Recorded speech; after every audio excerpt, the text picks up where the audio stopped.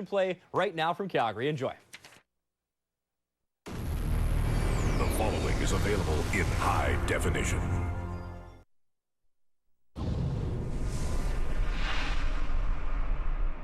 I think a lot of people had question marks about our scoring. Walks in and fires, scores! 5-0 Canada. Facing a familiar foe in their first pre-tournament game, Canada put on an offensive clinic. Oh, what a goal! That's about as nice a goal as you're ever going to see. It's nice to put the puck in the net.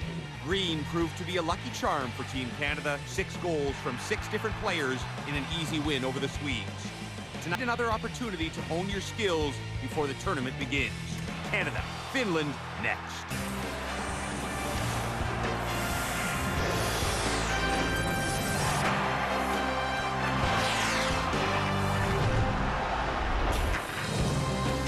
Calgary, Alberta. Careful you don't get dizzy or hypnotized watching this guy do that. Many defensemen do. That's Taylor Hall. He and Team Canada getting set for tune-up number 2 against Finland tonight on TSN. As we say, how you doing, Canada? James Duffy and Bob McKenzie. Only 2 relevant pieces of information you need to know right now across this country. 2 more shopping days until Christmas. 2 more warm-up games until Latvia. That is Canada's opener on Boxing Day, the 2010 World Junior Hockey Championship. Tonight, their second test, another Scandinavian opponent. Tonight it's the Finns. To get you set for it, Gord Miller and Pierre Maguire. Gentlemen? James, thanks very much. A lot of the talk before this tournament for Canada about the players who weren't here. Steve Stamkos, John Tavares, Evander Kane, Matt Duchene. Without those forwards, Pierre, a lot of focus on the defense, which was very good against the Swedes the other night in Regina. Gord, it's a strength of this team. There's no question about it. Offense from the defense matters for Team Canada. So when you look at it, it's a veteran presence of Alex Pietrangelo, a first-round pick of the St. Louis Blues, was on the team last year. He makes great decisions. How about the first-rounder, Ryan Ellis, number 6? Moves the puck well, skates the puck well, shoots the puck well. That leads to quality opportunities. Travis Hamonic from the Moose Jaw Warriors, a great shooter, a very improved player, and again, Ryan Ellis teeing it up. This team's going to have a very good power play. They're going to have a very good transition game, and offense from the defense is really going to matter. As for the Finns, last year, 7th place in Ottawa. Disappointing to bring back Michael Granlund, one of the most electrifying draft-eligible players in the World Junior Tournament. As Team Canada gets set to take on the Finns, we'll send it back to James. All right, thank you, gentlemen, and back to you for the drop of the puck in just a couple of minutes. 5 straight gold medals we have seen Brent Sutter style. They won 2 straight. Craig Hartsburg won 2 straight. We saw Pat Quinn last year. This is our first national look at Willie Desjardins. What is the characterization of a Willie Desjardins team? Well, he has some very firm ideas on how he wants the game to be played, how his team wants to play it, and he wants to start indoctrinating that into these guys in every one of these preseason games. If you were to look and prioritize some of these, start with number 1. That is 40-second shifts. The reason for the short, hard shifts, he wants to push the pace of the game to a level the other team can't match. And the only way you can play that high-energy style that he demands is to have a 40-second shift. Any longer than that, and you can't push the pace, you can't dictate the terms of the game, that's what he wants. Number 2, every coach wants no turnovers at either blue line, but he's absolutely fanatical about it, and he doesn't want to see guys going one-on-one and losing pucks. Nazem Kadri, the last game, I thought Kadri had a good game, but he also had a couple of moments, he along with others, where he tried to beat a guy one-on-one in a one-on-3 situation. The puck gets turned over, it goes the other way, and that's not what Team Canada is all about. They're reinforcing that. No turnovers at either blue line. Number 3, maintain your discipline. This is very, very important. In the last game, there was evidence that Canada started to lose it here and there. Patrice Cormier was not penalized for this elbow to the face of Anton Rodin of the Swedish team, but it's the kind of play in a World Junior game that can turn an entire tournament on its ear. Cormier's been spoken to. All of Team Canada's been spoken to. The last game was very chippy, in large part because the Swedes were chippy. But Canada's got to maintain their composure, their discipline, and they do not want to get into a situation where they're giving the other team, some of these skilled teams, power play after power play. The maximum number of power plays that a Willie Desjardins coach team likes to give to the other team, the maximum, 4 in a game. Anything more than that, and he thinks that's an undisciplined performance. That style has had success, 2 WHL titles in the last 6 years for Medicine Hat and Willie Desjardins. You'll watch his team next, and you'll see our first look at Martin Jones, Canada's second goaltender. Jake Allen was excellent in the opener. Jones gets his shot next. Desjardins.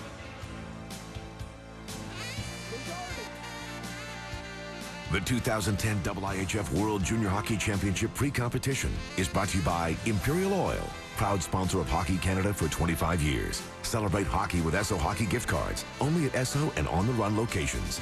By RBC, enthusiastic sponsor of the 2010 Olympic Torch Relay. By Nike, official training partner of Team Canada. And by TELUS, proud partner of Hockey Canada.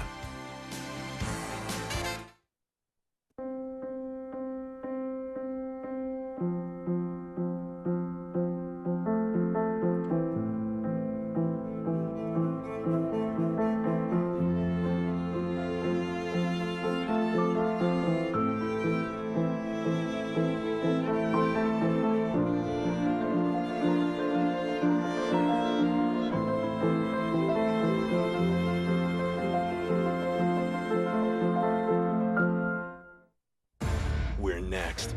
2010. 11 days, 2 cities, 31 heart-pounding games, and more than 100 potential future NHL superstars converging on the ice in Saskatchewan, Canada's hotbed of hockey. The IIHF World Junior Championship is coming in 2010. Saskatoon and Regina ticket packages are available now at Ticketmaster.ca or HockeyCanada.ca online. Saskatchewan 2010. Come for the hockey. Stay for the party. No hill too high, no road too long, 'cause we overcome. You build me up when I fall down. Now we can fly, fly into the blue, the beautiful sky. We can renew the possible.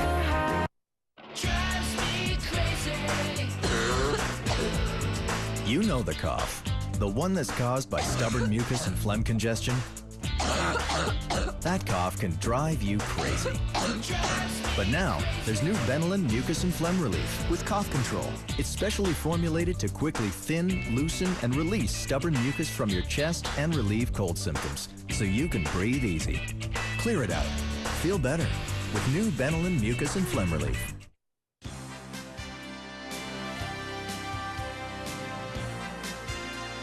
The 2010 IIHF World Junior Hockey Championship pre-competition is brought to you by Chevrolet, proud partner of Hockey Canada, by Molson Canadian 67, a premium light beer with 67 calories, and by Pepsi. The new Hockey Canada cheer is here. Go to Pepsi.ca and be a part of Cheer Nation today.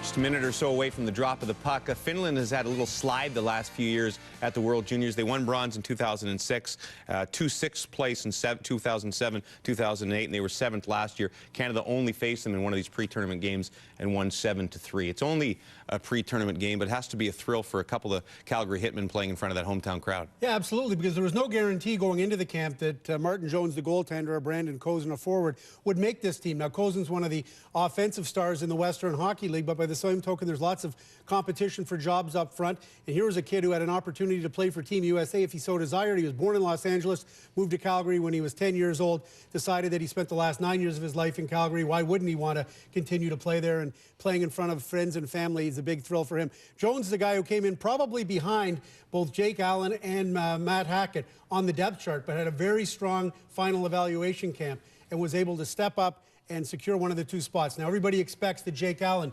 is going to be the #1 goaltender for Team Canada. But this is a great opportunity for Jones to show what he's got. And you never know what happens over the course of a tournament. We saw a number of years. Back and forth. We saw Tokarski last year. We saw the year with Mason and Bernier, back and forth. So you got to be ready. Is there a fear after what we saw against Sweden and the chippiness and also injury-wise, Taylor Hall? If you're Willie Desjardins, you have to scale things back. You said discipline is one thing, but how tough do you have to be as saying, don't get involved with anything after the whistle because we don't know what's going to happen with Cormier, but you don't want a suspension and you don't want to get anybody hurt? Yeah, it's just simply a case of refocusing. You've got to play every game like you mean it. But by the same token, it is a pre-tournament game. But I'm sure Willie Desjardins and Dave Cameron and Steve Spott and Andre Tournier, the scouting staff for this team, has made sure that these guys are refocused. And the big thing they're focusing on here is not to have an emotional letdown, because that game against Sweden was even though it was a pre-tournament game, it was very highly hyped within the dressing room. Those guys knew exactly what the Swedes are, that they're a top contender for a gold medal. And so as a result, they just want to make sure that there's not going to be a letdown against Finland. You got the feeling the Swedes were trying to send some sort of message, emotional or physical, to Canada. We'll see if the Finns try to do the same tonight in Calgary. It's Finland and Canada. Let's send it out to Gord Miller and Pierre Maguire with the call. Gentlemen. James, thanks very much. Welcome back to Calgary as Canada plays its second of 3 pre-tournament games, this time in Alberta against the Finns. And here are tonight's starting goaltenders, and lots of interest for Calgary fans. Joni Ortio, the 6th-round pick of the Flames in '09, will get the start for the Finns. Beat the Canadians in a shootout last year at the under-18s in North Dakota. Meantime, Martin Jones of the Calgary Hitmen, who won 45 games for that franchise last year. The 19-year-old free agent signing by the LA Kings gets the start for Canada. Referees are Derek Zalaski and Derek Herman, the linesman Jeff Jobson and Chris Carlson. And a big thrill for the Finns playing here in Calgary in the National Hockey League building and in front of 2 of Finland's most prominent National Hockey League players. Mika Kiprusoff and Olli Jokinen are both here. They visited with the Finns at practice this morning. Jokinen was joking this morning that he was going to paint his face blue and white. His daughter has a flag. That's as far as he was willing to go. So for the young Finns, a big thrill. For the Canadians, another tune-up for the tournament that starts Boxing Day in Saskatoon. And we're underway with Canada in white. And this is Gabriel Bort, along with Nazem Kadri and Brandon Kozin of the Calgary Hitmen. And look out right away. Flying in for Canada was Nazem Kadri. And he's going to take a penalty 12 seconds into the hockey game. Bob McKenzie was just talking about this, and that's why Bob's the best at what he does. He understands what goes on in this tournament, and it's an emotional event for the young players. It's an emotional event for the coach like Willie Desjardins, but the big thing for Nazem Kadri, he wants to establish himself early on, and so he goes out and just kabongs the Finn down to the ice. And they're going to call that a lot. They're going to call charging a lot in this tournament, especially when Canada plays. Patrice Cormier will take the face-off, and Michael Granlund out there, number 22. Potential top 5 pick in the upcoming National Hockey League draft. And a chance for the Finns right away. The shot by Toni Raila, who plays for Brandon in the Western Hockey League. And he's stopped by Martin Jones, who would know him well. Well, this is a player that everybody in Canada is going to get to know. Sami Vatanen, who plays for Jyväskylä, which is in the central part of Finland. In the Finnish Elite game this year, he had 13 shots on goal. He's a tremendous puck mover. He'll remind you a lot of Brian Rafalski. And I'm telling you, Gord, his skill level is off the charts. A 4th-round pick of the Anaheim Ducks. Big face-off win by Cormier. And back goes Vatanen to pick it up. And he took a bump from Cormier. And the Canadian coaches are aware of how well Vatanen can play because he played in the World Under-18 last year. There's Raila circling back. And now works it across as Granlund goes down in the corner. Timo Aronen back into the corner. Here's Granlund, wears the full face shield as an underage player. 17 years old, sends it in front. The pass broken up by Pietrangelo and fired down the ice by Canada's Jared Cowan. There are a lot of NHL scouts that are comparing Michael Granlund to Saku Koivu. Size-wise, about the same, 5'10", 172 pounds. The only difference is Granlund plays for IFK Helsinki. Saku Koivu played down in the southern part of Finland in Turku. Brandon McMillan flips it out, and a chance now shorthanded for Jordan Eberle. In comes Eberle, shoots, and it's off the mask of Ortio. And under IHF rules, when a puck strikes the goaltender's mask, that causes play to be called, and we have an interference penalty coming up at the same time, which means that the Finnish power play is over as Jonas Rast, the younger brother of the great Boston goaltender Tuukka Rask, goes off. Speed is a factor in Team Canada, especially with Brandon McMillan and Jordan Eberle. You see Jordan Eberle take the pass from Brandon McMillan. Look at the center of your screen. You'll see McMillan go down after Eberle shoots the puck. There's the penalty to Jonas Rast. 4-on-4 for the next 49 seconds, and then a brief Canadian power play. As that puck is flipped way up in the air by Yuri Niemi. And back goes Alex Pietrangelo on loan from the St. Louis Blues of the NHL, who are here tonight, playing in Calgary tomorrow. Adam Henrique gets turned away as the puck goes back to Canada's Calvin DeHaan of the Oshawa Generals.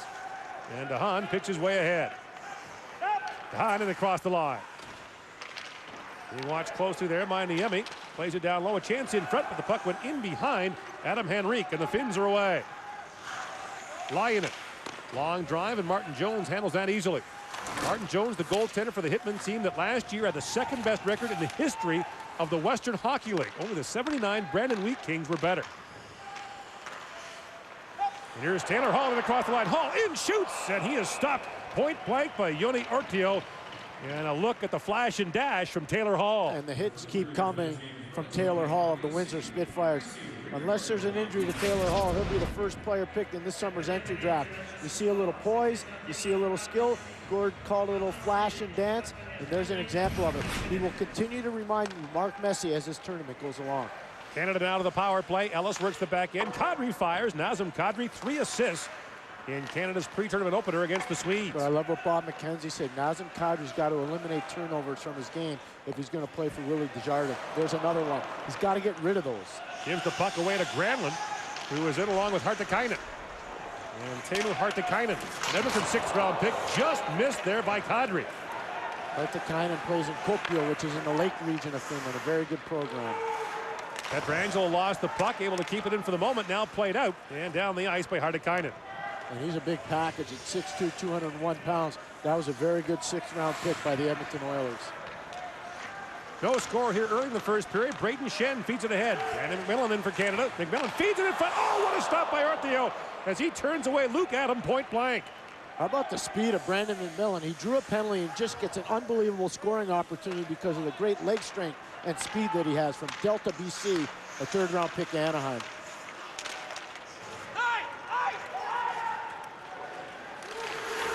Icing waved off as the Finns go back. Aaronen plays that through the middle. The teams are back to 5-on-5. In across the line is Jari Salonen turned away. By the way, the Finns have 24 players dressed for this game tonight. Team Canada gave the Finns a waiver on the roster restrictions. The Finns are going to release 4 players after this game tonight and then name their final roster. And there's a tremendous spirit of cooperation between the Finnish Ice Hockey Federation and Hockey Canada. Has been for years, Gord. Patrice Cormier in across the line, and the play is offside. Brandon McMillan started his junior career as a defenseman, but in Kelowna, when they identified his speed, they said, we're going to take this guy. Look at the speed, Gord, of McMillan to put that puck right out in front to Luke Adam from Newfoundland. And Luke Adam gets a quality chance because of the speed of Brandon McMillan. And a great feat to start that by Braden Shen of the Brandon Wheat Kings. Ortio comes up with a nice save for the Finns. And the puck fired in by the Canadians, and play is called with just over 4 minutes gone here in the first period. Joni Ortio is a Calgary Flames 6th-round pick, and Daryl Sutter was talking with Gordon and I today. He said, I can't wait to see him play here. He's a tremendous prospect for Calgary. They really like him a lot. His Western Hockey League rights are owned by the Swift Current Broncos, who would like to get him over as a 19-year-old next year. Mark Lamb's the coach down there. He would love to have Joni Ortio. Here's Greg Nemes with a long drive, and Nemes of the Windsor Spitfires turned away once again by Ortio. This is a good pace for Canada. This is exactly what Bob McKenzie and James Duthie were talking about. They want to see a pace game from Team Canada, 30 to 40-second shifts, much like when Daryl Sutter coached. High energy, in your face, 30, 40-second shifts, good forecheck and get off. And that's what we're seeing from Canada right now. Ortio's held Finland in the game so far. And Daryl Sutter enjoying that immensely. Yes. He was looking forward to seeing his goaltender play tonight. He was amped up at the morning skate, but then again, when is he I was going to say, amped up? He's always amped up. That's a penalty, Kadri. Simple call for the official and pretty easy because Kadri doesn't move his feet. And he takes it at Ritsanen, who plays for Everett in the Western Hockey League, a 6th-round pick of the Carolina Hurricanes. Kadri's got to move his feet there, Gord. It's simple. And again, Bob talked about it with Nazem Kadri. All-world talent, all-world skill, but sometimes he just doesn't work smart. He's got to work smarter in this tournament for Canada. Second minor penalty in this first period. And the Finns are back to the power play. Hartikainen working down low. Back to the line it goes to Vatanen. And now centered by Granlund. Hartikainen's shot was blocked. And stepping up is Aaronen. Back it goes to Raiola. And having a look in front for Hartikainen, plays it instead for Granlund. Ryan and Granlund have tremendous chemistry together. They lit Canada up at the World Under-18. Raiola scored twice and then had the shootout winner in the bronze medal game last year. There's a shot blocked by Canada's Marco Scandella, and Scandella is slow to get to his feet and is limping to the Canadian bench. Marco Scandella took that shot flush on and is laboring badly on the Canadian bench. We saw that a couple of times the other night by Canadians blocking shots. As Salonen plays it ahead. Streaking in was Jonas Nathanen, but he was turned away by Cowan. Gabriel Bork continues to improve, Gord, as the tournament goes along. Even though pre-tournament games, he's just so aware all the time. Number 7 in white for Canada. By the way, he just got traded. I know there's a trade freeze. He's leaving Baie-Comeau. He's going to play for the Moncton Wildcats. Open secret about who's getting traded. It yet, but he's getting traded. It's an open secret that players are getting traded during the trade freeze, and Patrice Cormier, for example, will be on the move as well after the trade freeze comes off after the World Junior. Finns on the power play. Back at the line. A hard drive there, hammered wide by Niemi. Puck kept alive to Jonas Rask. Sends it back in front. That was knocked away by Nemes. And now Adam Henrique, his Windsor teammate, chips it out. 20 seconds to go on the Finnish power play. Last year, Finland wound up in the relegation side of the World Junior, where teams 9 and 10 are relegated. The Finns finished 7th in Ottawa. And there's a puck over the glass and out of play as Marcos Scandella takes one for the team in the pre-tournament. A second-round pick of the Minnesota Wild, plays for Val-d'Or in the Quebec Major Junior League. Gord, you talked about his uncle being Sergio Momesso, and there's a guy that gets it. Sergio Momesso was a whole lot of nasty when he played, and Marcos Scandella's got a lot of the same characteristics, and he's absolutely fearless when it comes to blocking shots or getting physical with the opposition. Another face-off win by Cormier, short-handed, and that allowed Canada to kill off the last few seconds of the penalty to Nazem Kadri. And we'll keep an eye to see when Kadri gets another shift, as Louis Desjardins is not afraid to shorten the leash on players who maybe aren't playing the game the way he'd like them to. And Taylor Hall comes ahead for Cormier. That pass goes off his knee. Cormier and Hall will peel off on a change. And that's what they're looking for. Now, that's it. Caron hard on the forward check, keeps his stick down, and they're buzzing. That's what Canada wants to establish. That's why they can only play 30 to 40-second shifts. Vitus Mackey looks ahead for Miettinen. And Hamonic goes back for Canada. DeHaan bumped hard there by Pakarinen. And now chipped out neatly by McMillan. Trying to find Eberle. And now McMillan back with it. In comes McMillan. Bumping there in the corner. Eberle with it. Jordan Eberle, a goal and an assist against the Swedes the other night. Pulls out of the corner and just fires that into an open corner, where Nakiva is back to get it. Loose puck in front, bouncing around. Shen couldn't find it. And now Eberle steps up. Puck loose for McMillan. Tries to play it in front, went right between Braden Shen and Jordan Eberle. And the Finns will play that down the ice. No touch icing in place. And we get a stoppage. 12:18 to go in the first period. Still no score between Canada and the Finns.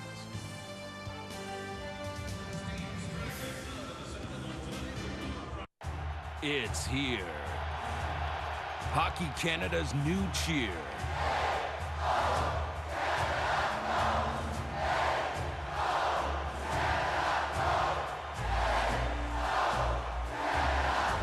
Be one of the first million to sign up for Cheer Nation and get your name displayed in the Hockey Hall of Fame. Learn the cheer. Support Hockey Canada. Go to pepsi.ca/cheernation.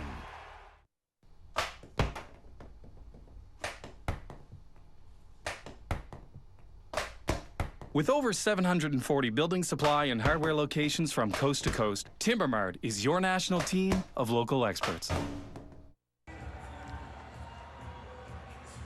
Big throw for the Finns this morning when Olli Jokinen and Mika Kiprusoff dropped by their practice. Olli Jokinen, a big part of the '98 Finnish team that won gold in Helsinki, while Dion Phaneuf, who was a gold medalist himself back in 2005, took in the Canadian practice.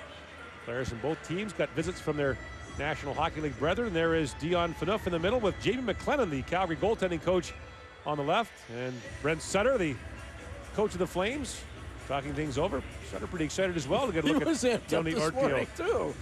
Yes, he was. And they know they have a tiger by the tail tomorrow night against the St. Louis Blues. St. Louis did a heck of a job last night in Edmonton. It was Brent Sutter's team that kicked off the 5 in a row for Canada in 2005 in Grand Forks, North Dakota, then again in Vancouver in 2006. Gabriel Bork leaves it back for Kadri. He's right back out there. Petrangelo's shot was blocked. Brandon Kozin of the Calgary Hitmen plays it back, and that long drive turned away as the shot by Jared Cowan was blocked. Now Bork centers it loose out front, and Ortio will gather that up. Gord, we talk about all these players for Canada and all the things they can do and can't do. One guy that was going to keep growing on us is Brandon McMillan of the Kelowna Rockets. He's got speed, he's got hockey sense, he makes things happen off the rush. He's a tremendous forechecker. Remember Clark MacArthur that played on that 2005 team that started all this? I think Brandon McMillan's going to be the next Clark MacArthur who plays for the Buffalo Sabres right now. He's an outstanding player, a real important player in a tournament like this. Back goes Ryan Ellis to pick it up. Ellis, too, had a goal against the Swedes the other night after an outstanding World Junior in Ottawa last year. Back comes Ellis to pick it up. Being watched there by Hartikainen, who gives him a hard rap, and now Colton Tubert plays it out for Cormier. Patrice Cormier bats at it. Puck loose at the line, and Stefan De La Rivera stepped hard into Tony Raiola. The operative word, though, is hard, Gord. Not dirty, hard. That's what they want from him, hard. De La Rivera, 2 minor penalties and a 10-minute misconduct in the game against the Swedes in Regina on Sunday night. And a loose puck as Ellis had his stick tied up. And now Nemes plays it ahead for Taylor Hall. Hall comes streaking in. Tries to step around the Niemi, and now the loose puck gathered up by Laxo. Finn's counterattack as Shalin plays it in. And Rask bumping there. A loose puck in front. Hall gets to it first. Sprawls and plays it out for Nemes. This Windsor Spitfire line, Henrique, Hall, and Nemes, a key part of the Spitfires winning the Memorial Cup last spring. Well, across the river in Detroit, they used to have a thing called a production line. What are you going to call the guys from Windsor, Gord? This might be the Windsor Power Train. We're taking suggestions, though, if you'd like to offer one. Eberle centers it. Penalty coming. And another penalty coming up here. It'll be interference. It'll be against Finland's. Is it Vitismäki? It is. It is. Veli-Matti Vitismäki. Who played in the tournament last year. He's from Saku Koivu's hometown in Turku. He has never been drafted yet. He's a big body at 6'1", 192 pounds. And again, it's the neutral zone official. Look at the right-hand side of your screen. You'll see the interference right there, right against the wall. And Vitismäki goes to the box.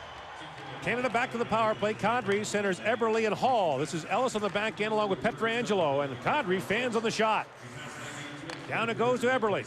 Plays it back in front. Pietrangelo chips it on goal, and Hall couldn't corral the rebound. This is a power play that Canada worked last year. Remember, P.K. Subban was Pietrangelo. And there's Pietrangelo with a shot at Ortio. Makes another point-blank save. And the big thing Pietrangelo was telling Gordon I is getting adjusted to playing down low as a defenseman. He used to playing up high, but playing down low is not easy. Ellis mishandles the puck, and Hall swings back to pick it up. Taylor Hall was leading the OHL in scoring when he left for the Canadian training camp. And now Ellis plays it back in. Kadri battling there with Kavisto, and Pietrangelo keeps it alive for Canada. To Kadri. Nazem Kadri has a look across to Ellis. Ellis waits, plays it down for Hall. Hall with time, drops it down. Here's Eberle in front, backhand shot at Ortio with a great save as Eberle made about 5 moves, and here's Ellis with it. Ellis plays it down for Eberle, fires it on goal. Ortio another save. Shots are 7-2 Canada here in the first period. And Jones waits for it as both teams will change. Ryan Ellis swings it across, and it's chipped ahead. Travis Hamonic plays it there. Now a chance in front, fired wide by Brandon Kozin. And Kozin goes flying into the finished goal. And we're going to face off in the Finland zone with 34 seconds rather left in the Canadian power play. You want to understand why scouts look for certain things. Michael Granlund, it's about character. Brandon Kozin's got exemplary skill. He's going to drive to the net, but Granlund's not going to give him a free pass. And that's why he's being compared to Saku Koivu. The physical dimension that Koivu used to bring to the party, that's what Michael Granlund brings to the party. Travis Hamonic and DeHaan work the point in the power play, and that shot by DeHaan is blocked by Granlund. Into the corner for Braden Shen. Shen with it. Drop back to Luke Adam. And here's DeHaan with it. Hamonic for Adams. Shoots. That's blocked there by Rasmus Riesenen. DeHaan corrals that bouncing puck. Kozin with it. Tries to play that across to Hamonic. Bounced off his skate. And the puck leaves the zone as Vitismäki is back on the ice for the Finns. 8.5 to go here in the first period. Still no score. Canada with a 7-2 advantage in shots.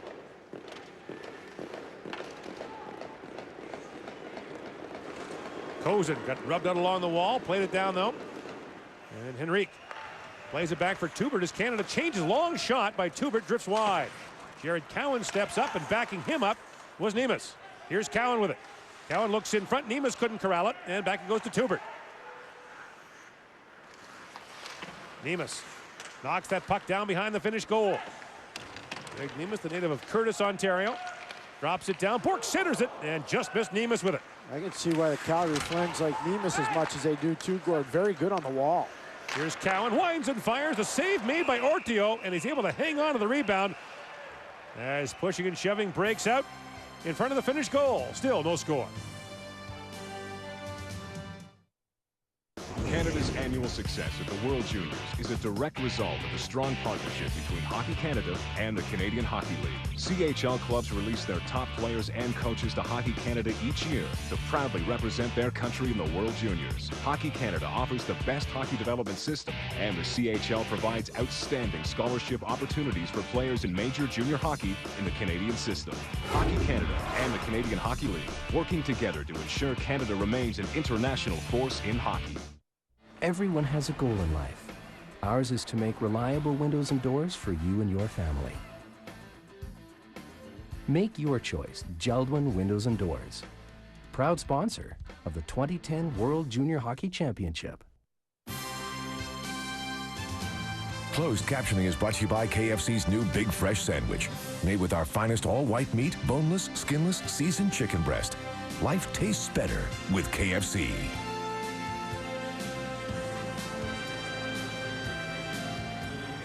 There is Canadian coach Willie Desjardins of the Medicine Hat Tigers of the Western Hockey League, a two-time Western League Coach of the Year. Twice he's guided his team into the Memorial Cup tournament. An assistant coach for Pat Quinn last year on the gold medal winning team in Ottawa.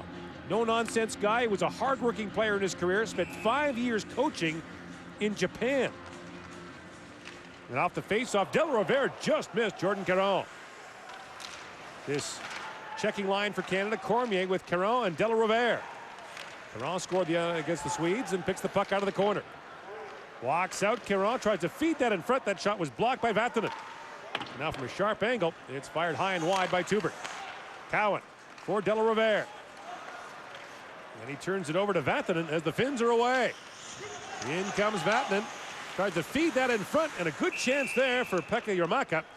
And Jormaka is turned away. Hanno Jortikka is the coach for Finland. In 1987, he actually coached Finland to a gold medal in Piastani because Russia, the former Soviet Union, and Canada got booted out of the tournament. But in 1986, he also coached Team Finland in Hamilton, Ontario. And two players he had on his team, Jarmo Kekalainen, chief scout for the St. Louis Blues, and Jyrki Lumme, a former Calgary Flame. Or Vancouver Canucks, excuse me. Everly comes across the line. He was also a big part of one of Finland's great hockey moments right here in this building. The 1988 Winter Olympics in Calgary. He was an assistant coach on their silver medal winning team at the Olympics, which at that time ranked as Finland's greatest hockey accomplishment. No question, Gord.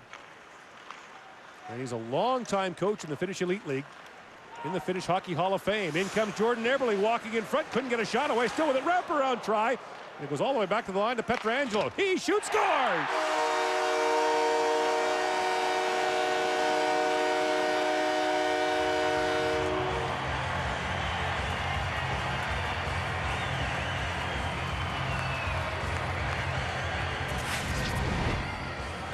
Jordan Eberle will continue to get better and better. And if you're a fan of the Edmonton Oilers, get jacked up for this guy. Offensive help is on the way. And if you're a fan of the St. Louis Blues, you're going to like this guy too. Alex Pietrangelo had continued to improve and improve and improve. And that is a laser beam high off the post and in through a great screen created by Team Canada. But Jordan Eberle, he just makes magic happen with the puck. Pietrangelo scored his first NHL goal in his second game of the year against the Dallas Stars. He's played 9 games for St. Louis this year.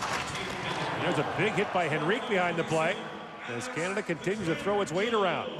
Back the other way comes Finland. Jani Lainen across the line, and he's turned away by Colton Tubert.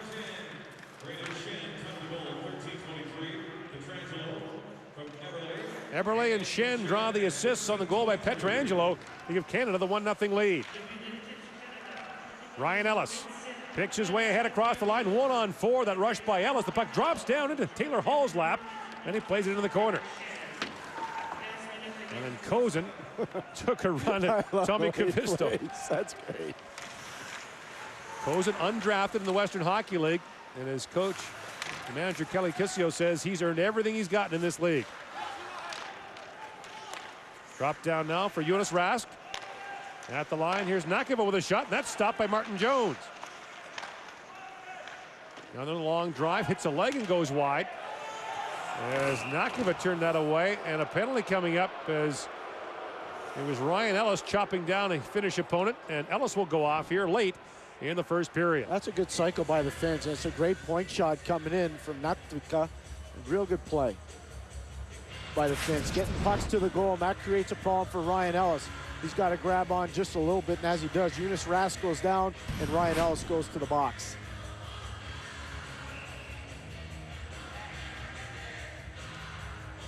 Finns just 3 shots on goal so far, but go back to the power play as Granlund wins the draw there for Hartikainen.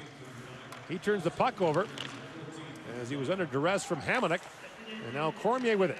Patrice Cormier plays it back for Hamonic, but he wasn't expecting the pass. Chance now for Raila. Plays it back to Aaronen. And Aaronen crisscrossing there with Vatanen. This is the key. Vatanen's the key. Everything goes off of him. And Vatanen takes a long shot right into the midsection of Cormier. And the Canadian captain picks his way ahead. Uh-oh, Cormier again. Cormier and Hartikainen, and they're jawing in front of the Canadian bench, and now trying to exchange some glove punches. And Hartikainen's helmet has come off. Well, De La Riviere helped it come off. De La Riviere just ripped it off his head. But this is all Cormier. Cormier does a great job establishing body presence on Sami Vatanen.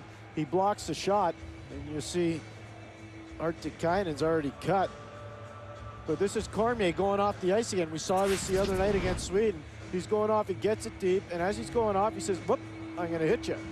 And he basically did the same thing the other night against Sweden, except his arm came free the other night, and he got Anton Rodin in the face. And this is what Willie Desjardins is talking about, Gord. He wants his guys to play smart, hard, but very disciplined. And again, this isn't the disciplined play. Yeah, I know it's a physical game, but in international hockey especially, they're going to call that. Excessive hitting to the head area after a play's made, they're going to call it every time. Earlier today, the International Ice Hockey Federation released a statement from President René Fizel clarifying the IHF's position. There's no such thing as a legal hit to the head. And we'll see that lots of times at the World Junior. And so offsetting minor penalties to Cormier and Hartikainen. And the Finns remain on the power play with 1 minute and 22 seconds to go on the penalty to Ryan Ellis.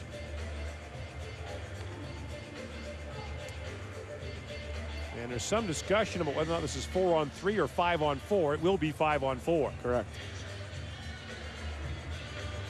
McMillan will take the draw. Talk about a versatile player. He not only plays forward and defense, he plays all 3 forward positions. He's going to be a cap-friendly guy in the NHL. It would not surprise me at all if he's playing for the Ducks within a year, Gordon. It would not surprise me at all. So versatile, so smart. He was moved to defense when Kelowna didn't get Luke Shen back from the Toronto Maple Leafs. And Kelowna went all the way to the Memorial Cup. Jared Cowan takes a hard wrap down there in the corner from Jari Salonen. And now stepping up for the Finns is Niemi.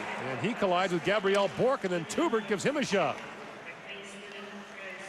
Niemi, the Finnish captain, back at the line, looks for a lane, and plays it across. Takes the return pass, winds and fires. That's blocked by McMillan. Surprise, surprise. And McMillan's away as Team Canada changes, works it in deep. 35 seconds to go in this Finnish power play. Not sure McMillan says very much either, but he does his talking with his play. He's just so good. That's a penalty. I can't believe they didn't call that right there. Jonas Natanen just grabbed Brandon McMillan and try to haul him down. And they meantime, did catch him. Niemi, the Finnish captain, is limping his way off the ice. No, they caught Natanen. I mean, this is a penalty right in the neutral zone. He just basically grabbed the head of Brandon McMillan and tried to rip it off away from the play. So it'll be 4-on-4 for 26 seconds, and then a Canadian power play.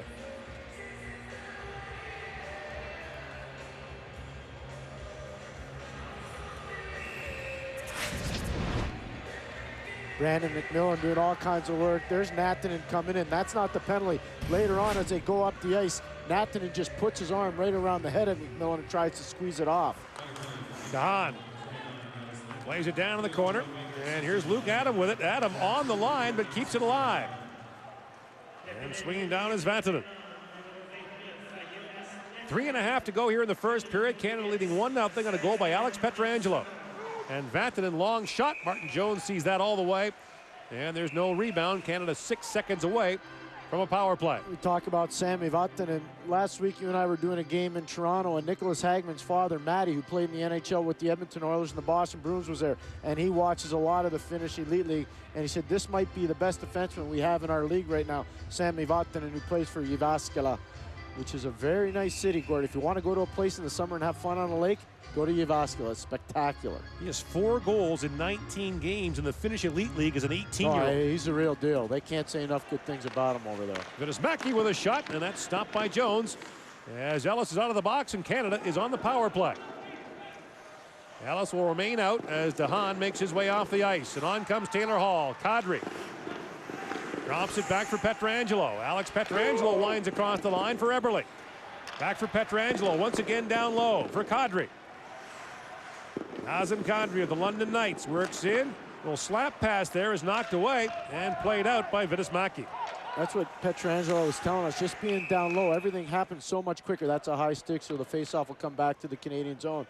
But Pietrangelo was telling us yesterday, all these plays are made so hard. He's not used to that. Usually when you're on defense, you see them communicating right now, Kadri and Pietrangelo. That's what they're talking about. It's not an easy position.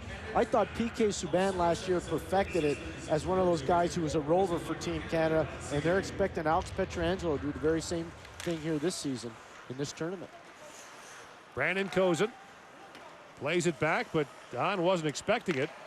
DeHaan on the back end with Travis Hamonic on this power play. It's Shen along with Adam up front and Brandon Kozin.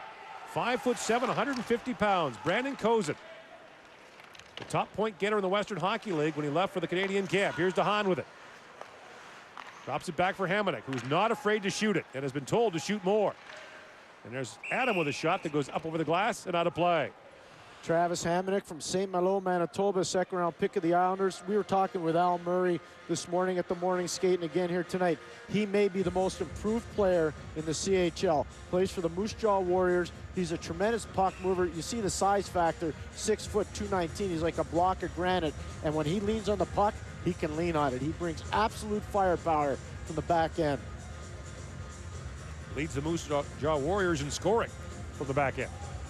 He's going to be a New York Islander pretty soon, too. Sorry, Moose Jaw. He's going to be moving on pretty quick. Eberle plays it back for Ellis. Here's Hall. Taylor Hall, the only draft-eligible player in this lineup, drops it down for Eberle. He was poke-checked. Eberle gets it back. For Hall, trying to find Pietrangelo in front. And now from his knees, all being bumped there by Vedasmaki. Pietrangelo for Eberle. Works it around and back for Ellis. To Kadri. Nazem Kadri shoots, hit the goalpost. Kadri back with it. Eberle. Final seconds of the power play. Eberle drops it down. Here's Kadri. Right in front. Kadri shoots. That's stopped. Rebound loose in front. Eberle backhand shot and another save by Ortio as Joni Ortio makes 2 point-blank saves on Team Canada. Kadri gets it going with a shot ringing off the right post. It's good distribution by Ellis and a smart play by Kadri just off the right post. Now, Gord, watch the magical mittens of number 14 in white, Jordan Eberle down low. Eventually, as this play moves along, he's going to get it, bat the puck out of the air, and create a chance for himself. It's just unbelievable eye-hand coordination. Here's Bork. Takes a hard bump and plays it down for Henrique. Henrique for Cowan. And Jared Cowan lifts it back in. And a big bump behind the play. Gabriel Bork leaned on Teemu Aronen. Cowan through the middle for Henrique. And Jared Cowan chips it in for Greg Nemus. He was bumped off the puck, but Henrique's right back on it. Here's Adam Henrique. Centers it, and he just missed Bork, who was sent flying on the play by Finland's Eero Pekarainen. Back down to the finish zone with a minute to go here in the first period. Outside of the penalties, I think really Desjardins will be happy with this period, Gord. I really do. Solid period for Team Canada. Canadians play their final pre-tournament game tomorrow night against the Czechs in Regina. There's a long shot by Granlund off the end glass, and Jones had to be careful with that. And the puck chipped out, a race for it as Jordan Caron came bearing in. And the Emmys back out there for the Finns and plays it ahead. Scotty Bradley and the Boston Bruins do a fantastic job scouting Quebec. You think about Patrice Bergeron and now Jordan Caron. They've done some great things there. And Cormier bumping down there with Granlund inside the Finnish zone. 27 seconds remaining here, and we'll have a penalty holding the stick to Jordan Caron. Jordan Caron will get called for holding the stick.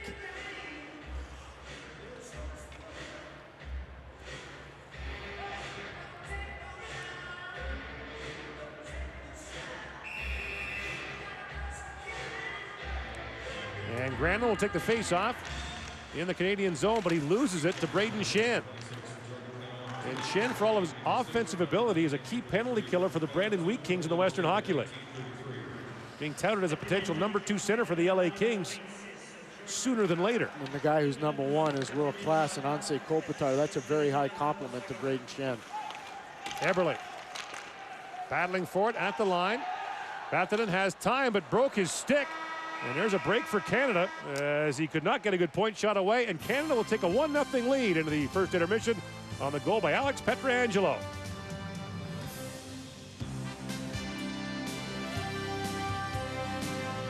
Hair that's stiff and sticky? That's not for me. I want a natural hairstyle. I use new Studio Line Mineral FX from L'Oreal. It's more than a gel. It's a gel cream with minerals.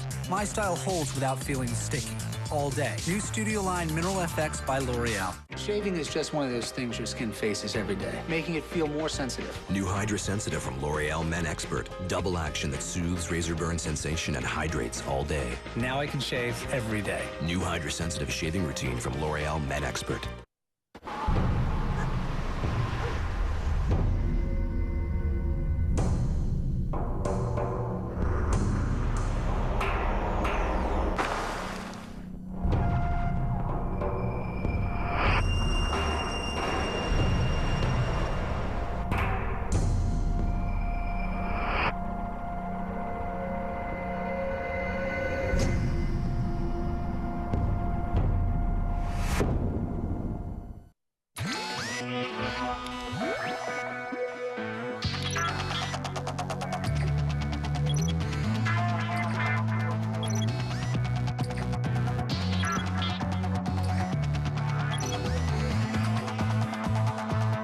Looking for great value? Try our delicious classic menu with sandwiches for just $3.29. Satisfy your appetite the affordable way every day. Subway, think fresh, eat fresh. There's nothing you can do that can't be done. There's nothing you can sing that can't be sung. There's nothing you can say, but you can learn how to play the game. It's easy. All you need is love. All you need is love. All you need is love. Love's all you need. Introducing the all-new Chevrolet Equinox. It's the most fuel-efficient crossover on the highway. Maybe that's why the Chronicle Herald says the Equinox has better fuel economy, performance, and value than the vaunted competition from Honda and Toyota. And to top it off, Consumers Digest rated the Equinox a best buy. Great on gas, great on price. And if you don't love your Equinox, return it. That's our 60-day satisfaction guarantee. The all-new Chevrolet Equinox. Nothing matches that dentist level of clean. But imagine if you could get that dentist smooth clean feeling every time you brush at home. You can with Oral-B rechargeable brushes. They clean in ways a regular manual brush can't, surrounding each tooth to remove up to twice as much plaque. For a dentist smooth clean feeling every day, move on from a manual brush to Oral-B rechargeable brushes. Give the gift of a healthy mouth with power brushes from Oral-B. Esso awards youngsters across Canada with most dedicated, most sportsmanlike, and most improved player medals, and reinforces team commitment with certificates of achievement for each medal. Visit essomedals.ca to order Esso medals and certificates of achievement for your team. Esso, premier sponsor of Hockey Canada. Live at the first intermission is brought to you by the new Hydra-Sensitive Shaving Routine from L'Oreal Men Expert. Soothe razor burn, hydrate all day. The ultimate protection for your face off the ice. Team Canada heads back to Regina for their final tune-up game tomorrow night against the Czech Republic. We'll have that one at 7 o'clock Eastern. There's an NHL game in Calgary. That'll be the second half of our little hockey doubleheader as the Flames take on the St. Louis Blues. James Duffy back with Bob McKenzie. I want to pick up on your pregame theme about discipline. It doesn't really matter tonight. Canada seems to be in control, but it will matter at some point during this tournament. Well, absolutely, and these guys seem to be giving Willie Desjardins something to work with in terms of having a little leverage against them. Hey, right off the hop, Nazem Kadri takes a penalty. If you're going to take a penalty, this isn't a bad one to take at the World Juniors. We've seen Steve Downey and others over the year come in. You're going to come in, you know, really cave somebody in and set the tone. Fine and dandy, but that little ticky-tack stuff from behind, that's not going to cut it. So we talked off the top. Willie Desjardins, in a perfect world, would not like to see his team give up more than 4 power plays to the other team. They've already given up 3 in this period. Now, the Finns have been a little undisciplined themselves. Canada's power play went to work, so that's good. But he's going to be preaching discipline here. There's no question about that. I won't make a lot out of the Cormier penalty going to the bench. Only that it wasn't nearly as bad as the elbow the other night. But why would you do that after what clearly, I'm sure he got spoken to about what happened last night? Yeah, absolutely. It's starting to be a pattern here a little bit. There's the line change against the Swedes, and you don't know what goes on the ice. But whatever it is, at the end of the day, Cormier is a very good player for Team Canada. And here we are tonight. He's the captain of the team. He's going off on a line change and comes back and goes high and hard into the head of the Finnish player. Again, there were coincidental minors in that case, but you're just going to get yourself in trouble with that kind of thing. So it's a disturbing pattern for the captain of the team to be engaging in that type of activity, whatever the provocation might be. We'll continue to watch the discipline. We'll also continue to watch Brandon McMillan, who's a spark plug. Yeah, he really is. And Pierre talked about him from the Kelowna Rockets, an Anaheim draft pick. Great speed, great physicality, and he really gets in and makes things happen on the forecheck. Gets the pucks, win battles, loses that battle, comes right back, wins the battle, gets it going, manages to keep things going. Eberle takes the puck, doesn't have anywhere to go, so he just puts it in a dead spot. That's fine. And there comes a big hit from McMillan. He keeps it going. And on the goal that was scored by Pietrangelo, who's in front of the net providing the screen, but Brandon McMillan. That line is starting to show good chemistry. Braden Shen in the middle, Eberle on one side, McMillan on the other side. McMillan's not a big offensive player, but he adds some sandpaper to that pretty good line. And as mentioned, Pietrangelo's St. Louis Blues, a lot of them probably watching this one as they're in town against Calgary. Pietrangelo scored his first NHL goal back in October against the Dallas Stars. He has the lone goal of this game so far. It's 1-0. A SportsCenter update next. We're next. 2010. 11 days, 2 cities, 31 heart-pounding games, and more than 100 potential future NHL superstars converging on the ice in Saskatchewan, Canada's hotbed of hockey. The IIHF World Junior Championship is coming in 2010. Saskatoon and Regina ticket packages are available now at Ticketmaster.ca or HockeyCanada.ca online. Saskatchewan 2010. Come for the hockey. Stay for the party.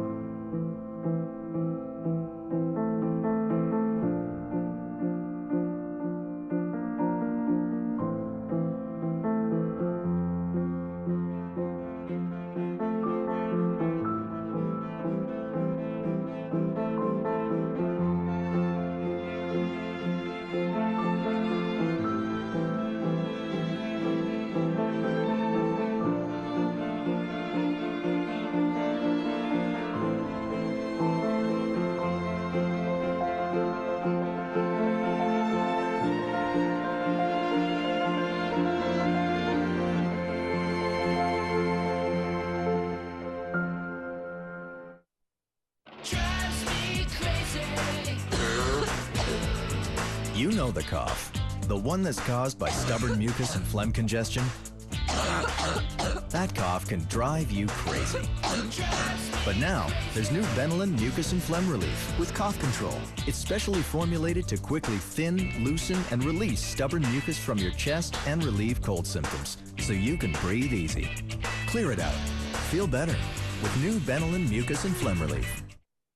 In 3 days. Don't miss Golden Globe nominee Robert Downey Jr. in the movie critics are calling spectacular. There isn't any time to waste then. It's one of the best films of the year.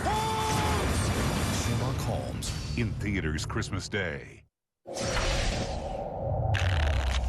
The world's most popular poker site means more tables and tournaments, more different poker games, more opportunities to learn, and over 20 million people around the world to compete with. You'll find the most players, the most poker games, and the best tournaments only at the world's largest poker site. Learn and play for free at PokerStars.net. The 2011 IIHF World Junior Hockey Championship is coming to Buffalo, New York. All session ticket packages are now on sale with tickets starting as low as $29 per game. For tickets and information, visit BuffaloWorldJuniors.com or call 1-888-467-2273. RBC is proud to support amateur hockey programs in Canada, helping our young athletes thrive both on and off the ice. As a premier partner of Hockey Canada, we support teams from across the country as they compete for the RBC Cup, Canada's National Junior A Championship. You can get a piece of Team Canada and contribute to grassroots hockey. Enter your bid today for the Hockey Canada eBay auction, and you can take home your personal souvenir of the 2010 IIHF World Junior Hockey Championship. Arguably is the word sportscasters use, just in case they are wrong. So I'm going to say arguably the two best teams in the National Hockey League, the Chicago Blackhawks and the San Jose Sharks going at it. The people who would argue Brian Mudryk would probably be the Penguins, the Capitals, and the Devils, but the Sharks and Blackhawks have been great. We can tell you this, they are the two best teams in the Western Conference as they battle it out. We know that for sure. Also, one of the best point getters in the entire NHL, that would be Joe Thornton. He leads the way when it comes to points coming in, and he gets on the board in this one too. Joe Pavelski to Joe Thornton. That's a shorty for his 10th of the year. It is 2-0 Sharks in the second intermission. You can watch that one on TSN2. The Senators will welcome back Pascal Leclerc and Chris Neal when they face the Penguins Wednesday night. Leclerc has been sidelined since November 24th with a fractured cheekbone. Neal's been out since November 25th with a knee injury. I'm really excited, especially getting the chance to do it before Christmas. It's good. It's been a long time, freak things, but it's behind me, and it's just great being around the guys again and get a chance to play. Quiet night in the NHL, but later tonight, the Vancouver Canucks also in action, taking on the Predators. We'll have highlights from that and some NBA for you as well. James. And yes, Finland, Canada highlights and analysis as well, as you can see there. And we'll have some more highlights for you, hopefully with the second period and Gordon Pierre right after this on TSN.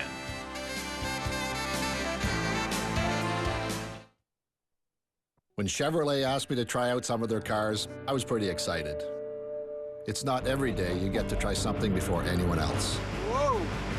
Their goal, make it the best, or don't make it at all. Oh, yeah! From the way it looks, to the way it drives, to making it the most fuel efficient. This is electric? I've owned a lot of Chevrolets in my time. It's incredible. I'd say they're back in the game. Woohoo! One more time. There's nothing you can do that can't be done. There's nothing you can sing that can't be sung. There's nothing you can say, but you can learn how to play the game. It's easy. All you need is love. All you need is love. All you need is love. Love is all you need. With the strength of Zantac handling your heartburn, you can keep on enjoying all the foods you love. You know I like it hot. You know I like it spicy. You know I like it real Zantac. Feel the love, not the heartburn.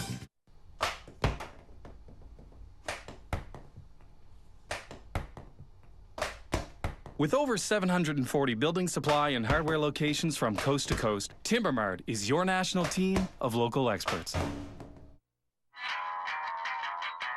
You take your photos seriously. But then again, you take your HD video seriously. So naturally, you take the camera that takes both seriously. The revolutionary Lumix GH1 from Panasonic. official digital camera of the Olympic Games.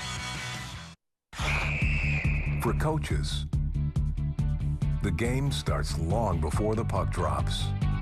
They know what their players need during the game and before. And with a range of quick, nourishing ways to feed active families, Chunky Soups support the vital role of nutrition and coaching in our communities. To nominate a coach who makes a difference, go to chunkymvc.ca. The Chunky Most Valuable Coach will win $25,000 in prizing for their athletes and community. Campbell's Chunky.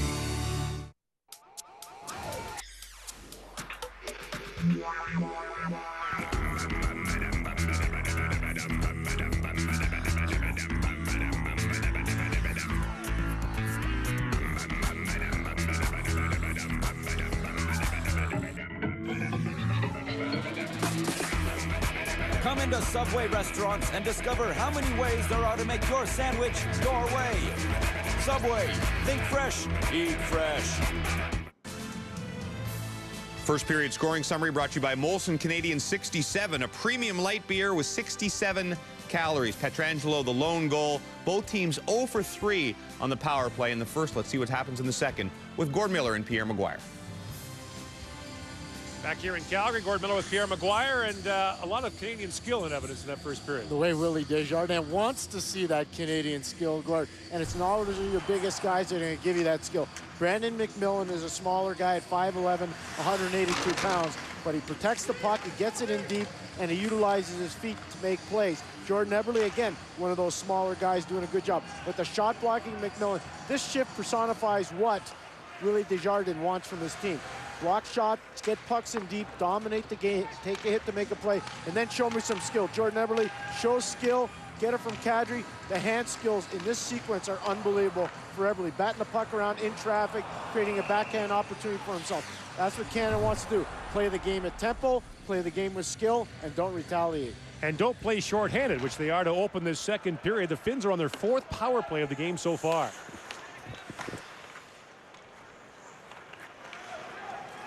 Granlund takes the return pass and moves it through center ice. Looking forward to see Granlund, that tough pool in Regina. What do they call that pool in soccer? The pool of death? Group of death? That's the group of death, the one down in Regina.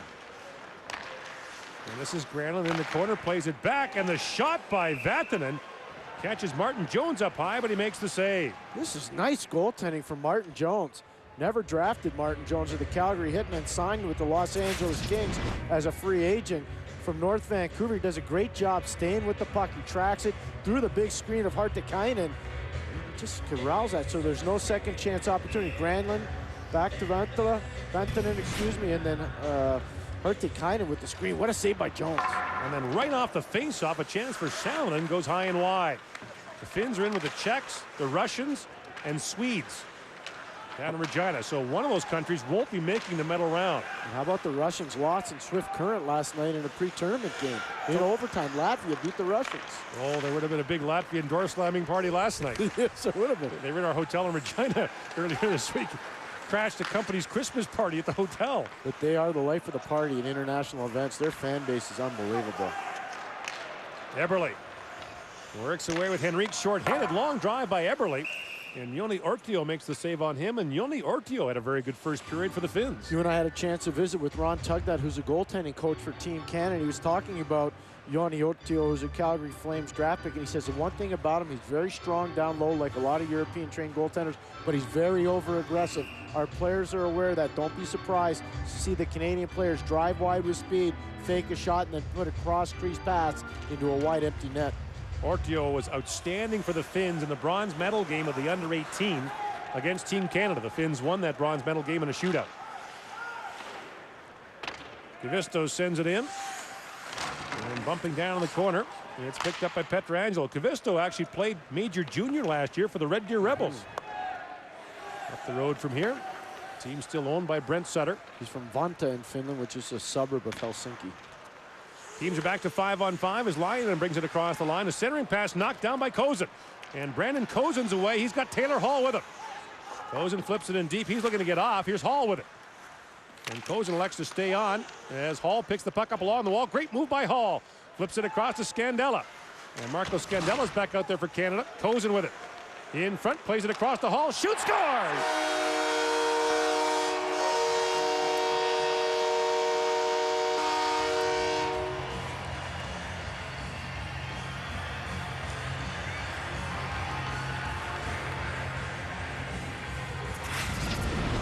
Well, Gord, first he's got the hands, so he's just going to say whoop-de-doo, and then he's going to move the puck smartly. They keep it alive. Marco Scandell, what a play by Brandon Kozin. He finds Taylor Hall, takes it from his skate to his stick, the left-hander on the right side, and he says, thank you very much.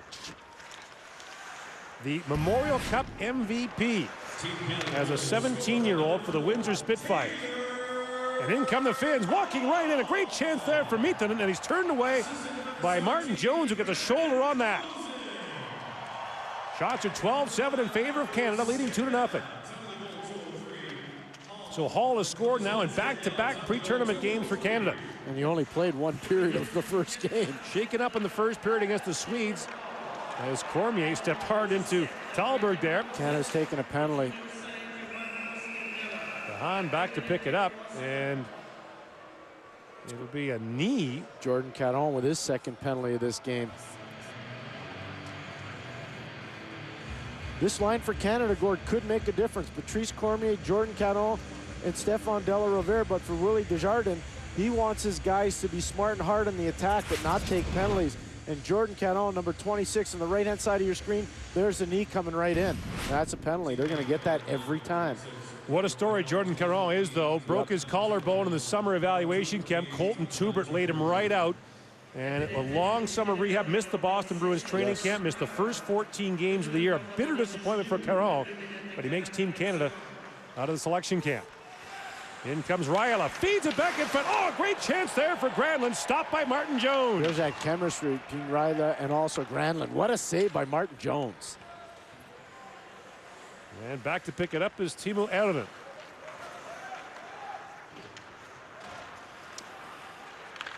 Hartikainen led the Finns in scoring in last year's World Junior, but a disappointing tournament for the Finns, who finished in 7th place. They used to be the kings of the bronze medal game in this tournament.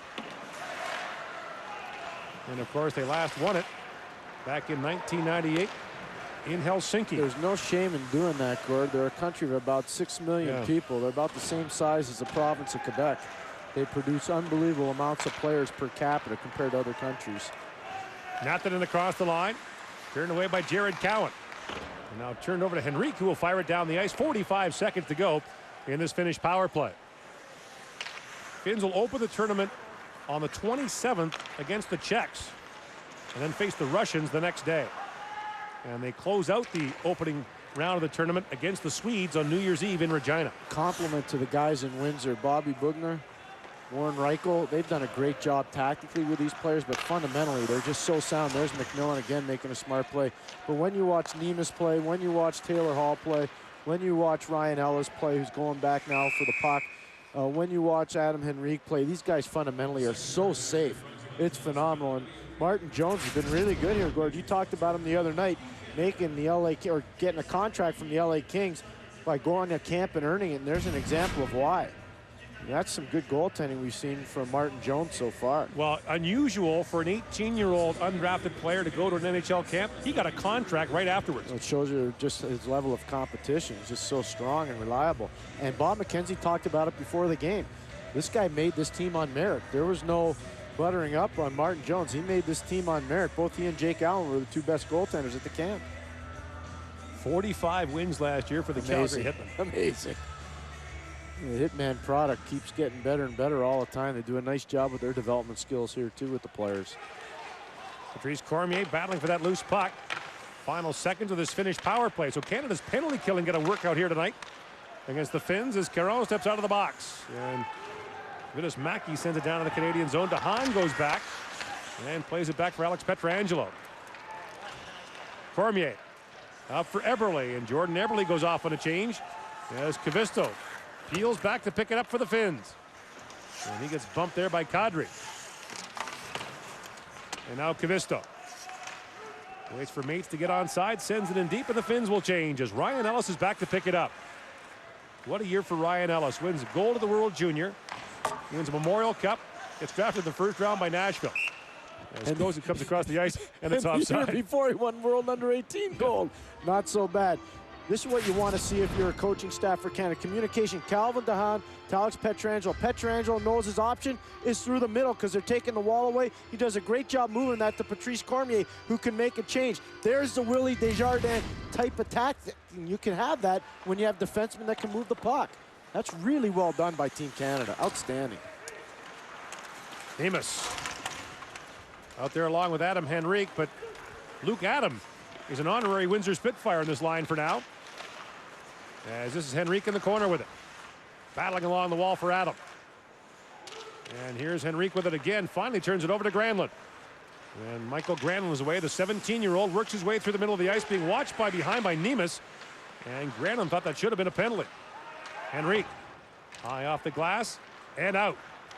Adam in across the line. Luke Adam tries to feed that in front for Ryan Ellis, leading the rest for Canada. And in behind the plate, we've got Rasmus Riisanen shaken up, and a penalty coming up to Canada.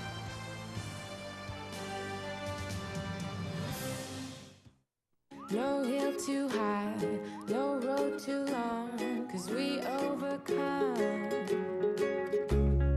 You build me up when I fall down. Now we can fly, fly into the blue, the beautiful sky.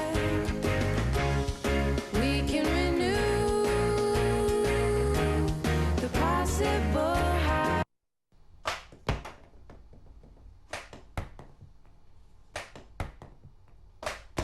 With over 740 building supply and hardware locations from coast to coast, Timbermart is your national team of local experts. Penalty to Luke Adam of Cape Breton. He comes up with a stick. A little unfortunate to Rasmus Riisanen's face. And he goes to the box for that indiscretion. 6th power play for the Finns here, and we're not halfway through the second period. That's a little bit of bad luck. Luke Adam's not trying to do that. Yes, you have to have control of your stick, but that's some bad luck for Luke Adam, who used to play for the Montreal Juniors and was moved on to Cape Breton.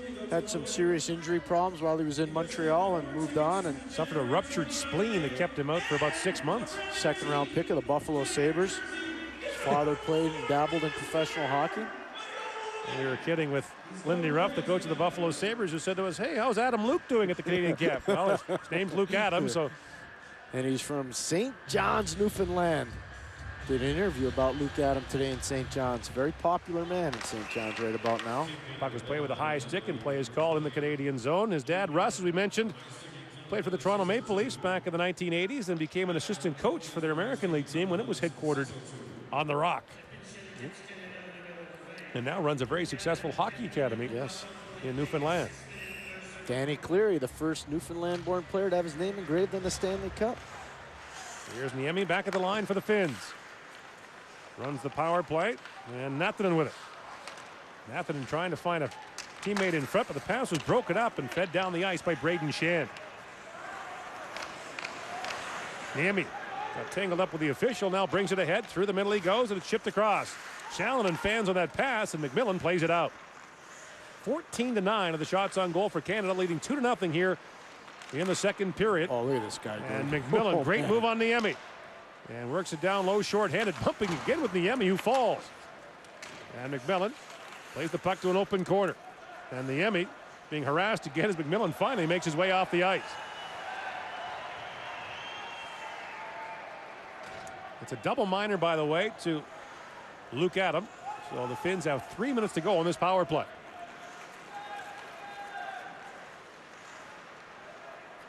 Vatanen plays it there for Granlund, in across the line, shoots, he fanned on the shot, and here's Hartikainen. Plays it down for Raiola, and Raiola takes the return pass. Granlund in the corner with it, plays it back for Raiola. For Granlund, Hartikainen trying to get loose in front, and he can't, as Jared Cowan stepped in front of that pass and played it down the ice. Jared Cowan is from Allen, Saskatchewan. Population 631. Not even closest to the smallest hometown ever. No, not even close, but what's Climax? What's the population of It's Climax? bigger than that, I think. No, Climax is smaller than that. Endiang, Alberta, one of the smallest. Yes. Or Darcy Tucker. What about Caroline, where Chris Russell's from? That's a metropolis. Oh, okay. Here's the puck off the glass and out. Willie Desjardins is from Climax, Saskatchewan. Dave Cameron is from Prince Edward Island. We talked about Willie Desjardins playing in Japan. He played there for 1 year, and when he left to go to Germany, his spot in that Japanese team was taken by Daryl Sutter, and we don't have visual evidence of it, but apparently Daryl Sutter ran rampant for a year in the Japanese league. You think so? The star players at the time were the Wakabayashis. Yep.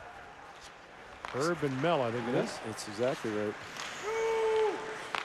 And across the line, the shot by Nathanen, stopped by Jones, and here's Niemi with it. Minute 45 to go on the double minor to Luke Adam. And Niemi with it. Off the wall he goes, knocked down by Scandella, who's able to play it out. Nathanen sends it ahead for Salonen. Being watched there by Hamonic, who takes him down and fires the puck down the ice. Canada back in Regina tonight, and will play the Czechs there tomorrow, then make its way up to Saskatoon on Christmas Eve to get ready for the opener on Boxing Day against Latvia. Ykkönen, long drive, goes off the stick of Tubert, and that's out of play with 11:08 to go here in the second period. Jussi Ykkönen right there. He plays in Jyväskylä with Sami Vatanen. Hasn't been drafted yet. He's from the hometown of Kuopio up north. The Finns bring back 8 players from last year's team that finished 7th. And an issue for the Finns, 6 of their players who are currently on the roster play major junior hockey in North America in the CHL. And Finnish coach Hannu Jortikka was talking about that prior to the game, that the Finns, like a lot of other European countries and even the United States, have an issue with so many of their top players playing major junior. So what the Swedes have done, 16-year-olds have to sign a contract to stay in Sweden. If they don't, they forfeit the right to play for national teams at the under 18 and under 20 level. And the Finns may be doing the same thing very soon. But I do think Finnish hockey is back. They had a little dry spell, Gordon. I think they're starting to come back, and we're seeing it with some of their better young prospects here tonight. Jani Ortio would be one of them, the goaltender. And then you obviously look at Sami Vatanen and Michael Granlund and even Timo Hartikainen. I mean, they're starting to develop some players, and there's Hartikainen getting the puck in deep. Pietrangelo goes back, and Granlund launches himself into him. Back at the line, Aaron with a long shot, goes off the end boards and wide to Granlund. Granlund for Hartikainen. Waited too long to pull the trigger, and the Canadians cleared the puck down the ice. 20 seconds to go in the double minor to Luke Adam. Quickness of Alex Pietrangelo made that play possible. He separated Hartikainen with the puck because he was so much quicker. And Henrique in front spilled his man, Matthias Sointu. Ykkönen plays the puck in, and the Canadian defender Hamonic fell with some help as Adam steps out of the box for Canada. So the Canadians kill a double minor, and Scandella lifts that high in the air, and it bounces down to the Finnish zone. That will be icing against Canada with 9:46 to go in the second period. And Gordon, we talk about what a difference a year makes for Alex Pietrangelo of the St. Louis Blues. And you see him on the bench, so much more aware, so much quicker. The poise factor's there. He goes to make the play on Granlund. Then you see Hartikainen thinks he's got all kinds of time and space. But Alex Pietrangelo comes over, separates him from the puck, and that allows Patrice Cormier to ice the puck away from danger. I think this guy will probably be Canada's best defenseman in the tournament. I really do. He's logging big minutes, and he can handle it. Totally different from a year ago, where he's just a support player, basically a power play specialist. Hamonic tried to play it off the glass, hit the official. And now a chance for the Finns, as the shot by Jormika is blocked. And finally, Adam picks it up and plays it out. Hard to get momentum, Gord, where you spend basically a whole period killing penalties like Canada's had to do. Now they got to get back on the horse, and they got to establish some leadership in terms of the puck. Shots are 14-11 in favor of Canada, and there's icing as the face-off will come back down to the Canadian zone. And if you missed it earlier, the IHF has gone to the NHL interpretation of the icing rule, so the Finns will not be allowed to change.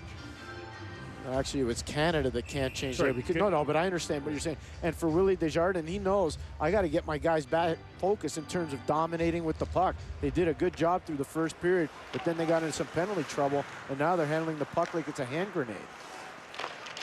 So Scandella and Hamonic have to remain out. And it's picked up by Rask. Jonas Rask plays it back. And a bouncing puck goes to Riisanen. Rask pivots back in the corner for Riisanen. Plays it across, and the shot by Aaronen tipped wide as it's picked up by Nazem Kadri, and Canada will now finally be able to make the change as Kadri brings it ahead. And streaking in there was Kadri. The puck loose in front. And it's picked up by Salonen. Jari Salonen, a Minnesota 6th-round pick, plays it ahead. And Minnesota might have a few Finnish prospects to play around their captain, Mikko Koivu. Kozin taps it out for Kadri. Having a look wide for Taylor Hall. In comes Kadri. Passes in behind Hall, and a chance for DeHaan. Feeds it back in front, just missed Hall. Loose puck in the corner. Hall couldn't quite get there, and Vatanen has it. Rink wide he goes for Aaronen. Both teams changing. McMillan intercepts that pass and moves in with Schenn. Braden Schenn picks it out in the corner. Has a look in front for Jordan Eberle. Chips it back neatly. And here's Cowan for Schenn. Schenn backdoor feed. McMillan had a shot blocked, and well by Vatanen. At the line, Ellis has a shot blocked as well, this time by Raiola. See, the puck skills are coming back to Canada now. They're not on their heels anymore. They want the puck, and they're keeping it on their stick. Ellis has a look in front. Eberle a one-time shot. That was blocked as Eberle fell awkwardly. And now McMillan with it. For Eberle. Loose puck to Schenn. Good pressure down by the Canadians. Schenn drops it down for McMillan. McMillan trying to step around Granlund. At the line is Cowan.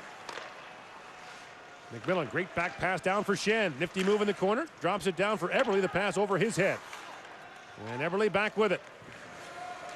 Long foray in the offensive zone by the Canadians. Here's Eberle. Across he goes to Cowan. Hammers it on goal. Rebound loose to Ellis. He couldn't pull the trigger as Orthio was slow to get to his feet, and Ellis flips it up over the goal. Oh, now fancy. back the other way come the Finns. Raiola works his way in, shoots. He missed far side. And Hartikainen got bumped hard there by De La Rovere.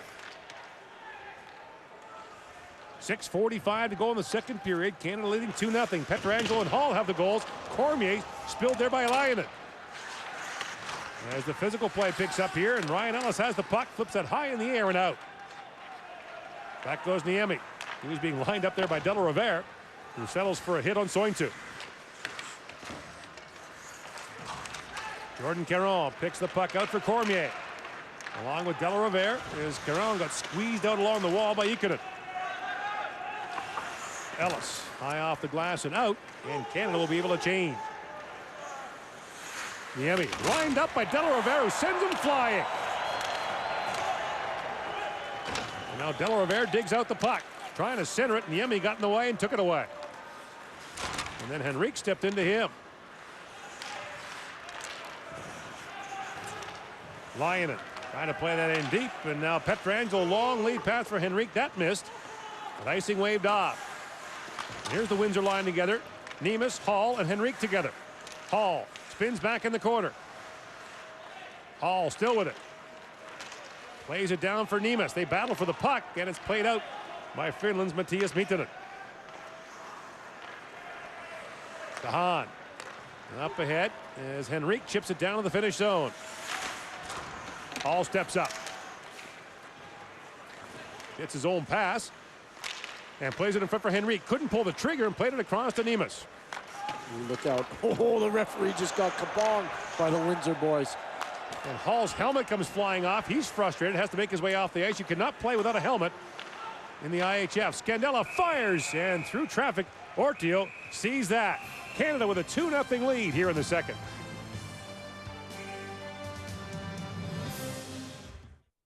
We know the effort and dedication you and your family put into sports. We put the same effort and dedication into every window and door we make. Geldwin Windows and Doors, proud sponsor of the 2010 World Junior Hockey Championship.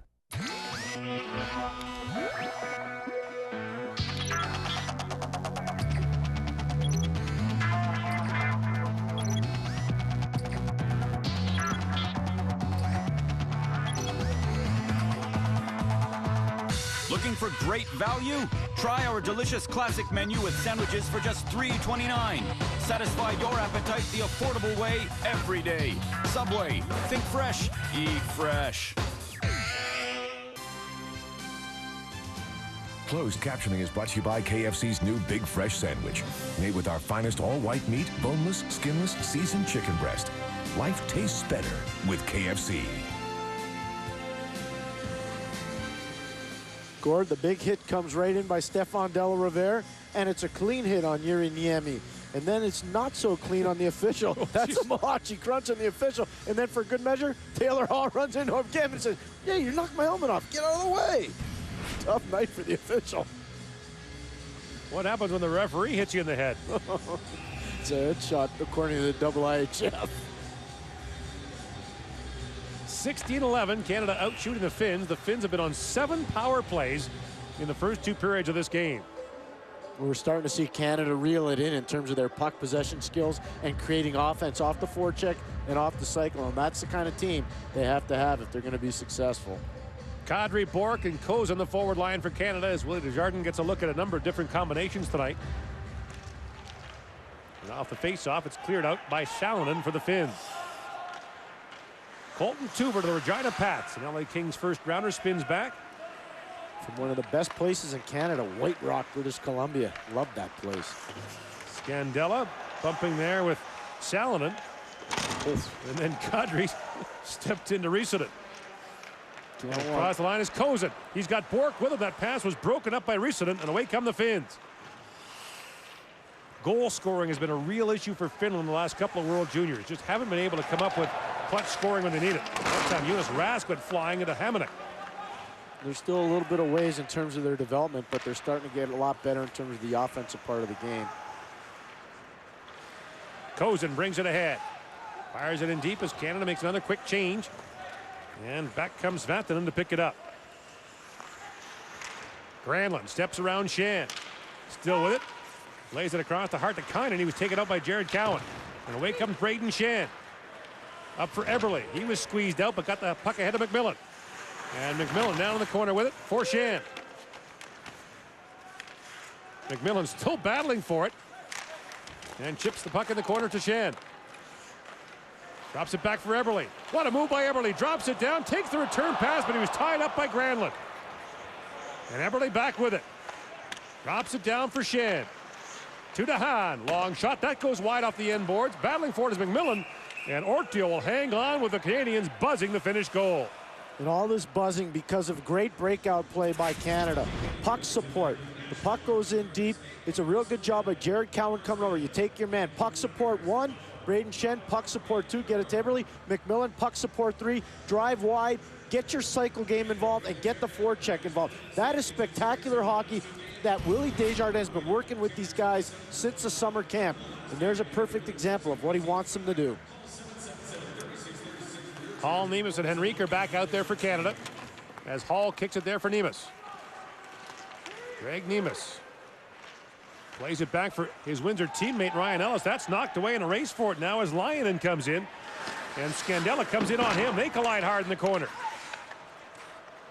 4 Windsor Spitfires out there on the ice. And 2 more will play in the tournament. 1 for Team USA and another for the Czechs. So Windsor's going to be shorthanded for the next couple of weeks. They don't care either. Bobby Bugner and Warren Reichel, they don't care. Warren Reichel, their GM, said, I wish every one of our players could play in the World Junior. Yep. Talked about the difference it made for Ellis last year coming back. They have written an amazing script in Windsor. Hats off to those men. Ellis tries to center it, and the pass is knocked away. Gord, they were useful NHL players, but they're far better in hockey management than they ever were as players. They were really done a nice job in Windsor. Henrique picks it back up and plays it across to Taylor Hall. Hall for Ellis. Up for Tubert, that bounced away from him, and Nemes plays it in deep as Canada changes. 2:15 to go in the second period. Canada leading 2-0. Teemu Talberg. Long drive on Martin Jones. He handles that easily. And Cowan plays it ahead as he got rattled there by Natanen. And back goes Cowan again as the Finns will change this time. Jared Cowan, a Memorial Cup winner with the Spokane Chiefs as a 17-year-old. And then suffered a brutal knee injury that ended the season last year midway through. In comes De La Rivera, backhands that in deep. Cowan digging for it. Cormier comes in to finish the spare, and the puck's still loose. Yeah, poor Vantanen goes back. He's by himself. Look out. Centering pass. DeHaan fires that wide. Bouncing puck in front, and Vantanen's away for the Finns. He's got Jormaka with him. Jormaka fans on that shot, bouncing down to Caron. He tried to headman there for De La Rivera, but Salonen knocked it out of midair. How about the skating ability of Vantanen? He looked a little bit like Reijo Ruotsalainen there. Seriously, he's a tremendous skater. Remember Reijo Ruotsalainen, the great Finn? Surely do. I always played that waiver game with him in Edmonton. He might hold the record for being on waivers. It's unbelievable. He was a great New York Ranger, played with Barry Beck. Final minute now of the second period as Kadri brings it ahead. And Kadri gets by Raila. And stymied at the line as DeHaan pounds that in. Niemi picks it up. One of the 8 returnees for the Finns, who plays for Saskatoon in the Western Hockey League. 3rd year with the Blades. Lauren Mulliken doing a nice job with the Saskatoon Blades. Big bounce back here for Saskatoon. Here's Hartikainen across the line. That shot goes wide. 30 seconds to go now in the period. Granlund can't get there as Kozin takes it away from him. Gabriel Bourque plays it in deep. As Vitamaki goes back to have a look, and now some pushing and shoving breaks out as Vitamaki after shoving Bourque after the whistle. And we'll get penalties here with 21 seconds to go in the second period as the feisty Gabriel Bourque gets into it.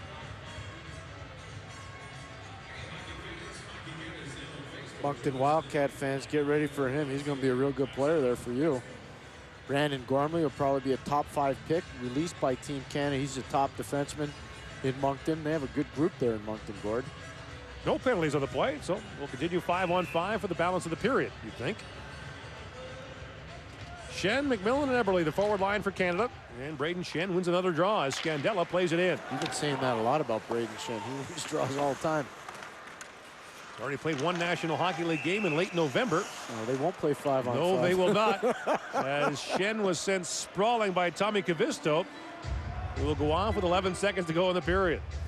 Tommy Kavisto plays for a legendary program in Finland called Jokerit, which is in downtown Helsinki. Hartwell Arena, and you'll see right along the board, stick parallel to the ice. Tommy Kavisto goes to the box for that. And the coach, Hanno Jurtika, is not too happy with that. He's been around a long time in international hockey, Gord.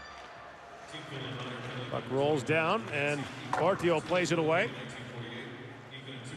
So Ikonen actually goes off. Kavisto will remain on the ice, and Team Canada will have 1 minute and 49 seconds of power play time to open the third period. A 2-0 lead for Canada as Hall gets Canada's second.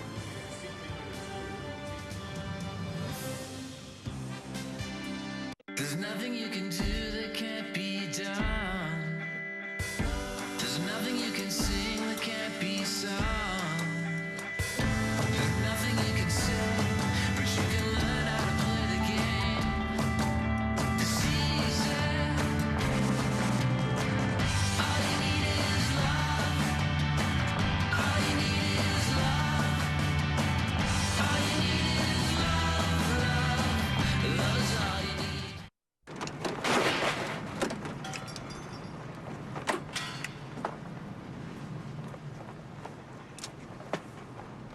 You folks weren't in a rush, were you? Good. Real good. Be careful where you wear it. Buy a Hockey Canada jersey and Sport Check will donate $1 to the Hockey Canada Foundation. For coaches, the game starts long before the puck drops. They know what their players need during the game and before. And with a range of quick, nourishing ways to feed active families, Chunky Soups support the vital role of nutrition and coaching in our communities. To nominate a coach who makes a difference, go to chunkymvc.ca. The Chunky Most Valuable Coach will win $25,000 in prizing for their athletes and community. Campbell's Chunky. With the strength of Zantac handling your heartburn, you can keep on enjoying all the foods you love. You know I like it hot. You know I like it spicy.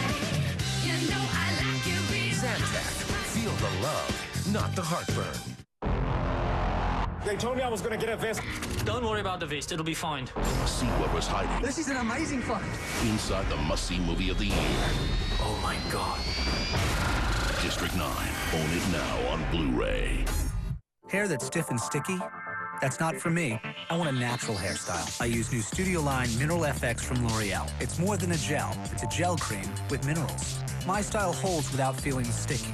All day. New Studio Line Mineral FX by L'Oreal. Shaving is just one of those things your skin faces every day, making it feel more sensitive. New Hydra Sensitive from L'Oreal Men Expert. Double action that soothes razor burn sensation and hydrates all day. Now I can shave every day. New Hydra Sensitive shaving routine from L'Oreal Men Expert.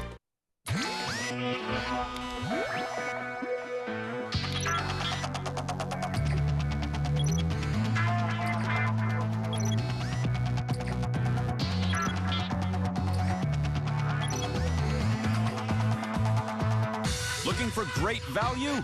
Try our delicious classic menu with sandwiches for just $3.29. Satisfy your appetite the affordable way every day. Subway. Think fresh. Eat fresh. Every year, midget hockey players compete in their regions for a chance to play in Canada's national championship, the TELUS Cup. As a premier marketing partner of Hockey Canada, TELUS is helping the hockey stars of today and tomorrow. For more information on the TELUS Cup, visit hockeycanada.ca. Live at the second intermission is brought to you by BlackBerry. In the past year, Hockey Canada insiders won autographed jerseys, Hockey Canada apparel, gifts from Hockey Canada partners, and they provided questions for press conferences. Become a Hockey Canada insider today and get the inside scoop, just like my buddy Bob. Everybody wants to be an insider. Yeah, Bob, everybody envies you. Author, too. Bob McKenzie and James Duthie back with your second intermission tonight. The Carolina Hurricanes, if you check out the NHL standings, are leading the race for last, an 8-point lead right now over the Philadelphia Flyers. The embarrassment might soon switch to happiness once they watch a lot of Taylor Hall, who you have projected right now as the first overall selection. You impressed? Very much so. And, you know, the general rule of thumb is that a draft-eligible player cannot hurt himself with a poor performance at the World Junior Championship because it's an older players tournament and the scouts don't necessarily expect a young guy's going to step up and be dominant. But you can really help yourself if you dominate. And Taylor Hall in Game 1 had a highlight reel goal. In Game 2, a little whoop whoop and over there and goes back and puts himself in the position, goes and finds a dead area a la Brett Hull. Just finds an empty spot, bad angle. Most guys would have a real tough time putting that puck in from there, but Taylor Hall has no problem doing that. Tremendous natural goal scorer, tremendous skater, tremendous hands, unbelievable tenacity, will go to the dirty areas to score goals. Sometimes gets a little too confident with the puck, tries to do too much, or doesn't share it as well as he should with his line mates. But the fact that he's playing with his own Windsor Spitfire line mates there really helps, because if they see that happening, they're not afraid to him say, hey, Taylor, move the puck over here, what have you, and the give and go and really allow his speed to do the trick. But even though he's ranked #1, consensus #1, Tyler Seguin, who didn't make this team, is still very much in the running for #1. Two different positions, two different styles of players. It could be a positional pick come the draft. You heard Pierre talking about the progress of Alex Pietrangelo, who looks really, really good as well. Is it just a year older? Is it the fact he's now had games in the NHL in 2 consecutive seasons? I think he had 8 last year. He's played 9 so far this year. Yeah, it's just a natural maturation process, the physical maturation, and also getting a thicker outer skin and a little mentally tougher in all the aspects of the game. He was the best player for Team Canada, I thought, in Game 1, and I believe the Canadian coaching staff felt much the same way. Certainly, that was the best defense pair. And we saw in the first period, walks the line, does a nice job, takes advantage of the screen in front with a good shot, and Pierre pointed this out, a beautiful outlet pass. He's got it all. He's got size, he's got range, he's got skating ability, he can make a pass, he's got a good shot from the point. He's getting better and better defensively in a 5-on-5 situation. And right now, he and Jared Cowan, 5-on-5, are the best pair for Team Canada. They're both big guys, they both move well, and they both move the puck extremely well. The two guys Bob just talked about are 2 goal scorers for Team Canada so far in this game. Pietrangelo in the first period, and Taylor Hall with his second of this pre-tournament in really what is only now 3 periods of play. Remember, got hurt early in Game 1. But the skill is unmatched so far. 2-0 Canada.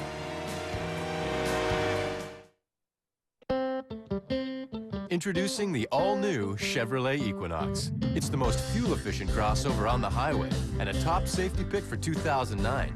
Equinox has a 5-star crash safety rating and comes with standard features like StabiliTrak, OnStar, 6 airbags, and available all-wheel drive.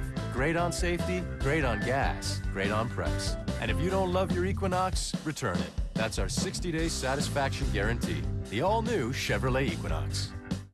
There's nothing you can do that can't be done. There's nothing you can sing that can't be sung.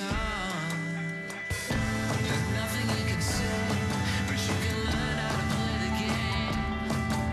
It's easy. All you need is love. All you need is love. All you need is love. Love is all you need. Hair that's stiff and sticky? That's not for me. I want a natural hairstyle. I use new Studio Line Mineral FX from L'Oreal. It's more than a gel. It's a gel cream with minerals. My style holds without feeling sticky all day. New Studio Line Mineral FX by L'Oreal. Shaving is just one of those things your skin faces every day, making it feel more sensitive. New Hydra Sensitive from L'Oreal Men Expert. Double action that soothes razor burn sensation and hydrates all day. Now I can shave every day. New Hydra Sensitive shaving routine from L'Oreal Men Expert. You'll do almost anything to get over a cold. But when chest congestion caused by mucus is making your bad cold even worse, you want all the symptom relief of new Tylenol Cold Plus Mucus Relief to get you back to normal. The trusted relief of Tylenol Cold Plus Mucus Relief in a fast-acting liquid gel. New Tylenol Cold Plus Mucus Relief. Get back to normal, whatever your normal is.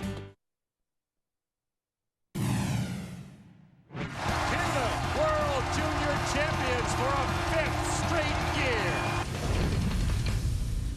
Water is an important part of your body, and you need it obviously to stay hydrated. But Gatorade has things that water doesn't, whether it's the carbs or the sugars or the electrolytes. I mean, you need that in your system, and without those, you can't recover. It's been our experience that they're sweating anywhere from about 1.5 to 2 liters in an hour's practice.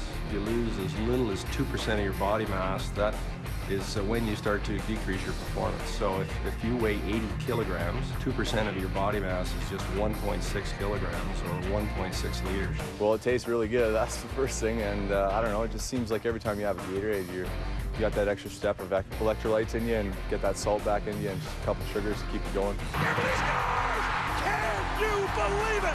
Gatorade provides the energy that you need that water doesn't. It's important for your body. I think that the salts in your body that you lose from sweating and stuff like that, Gatorade gets that and water doesn't.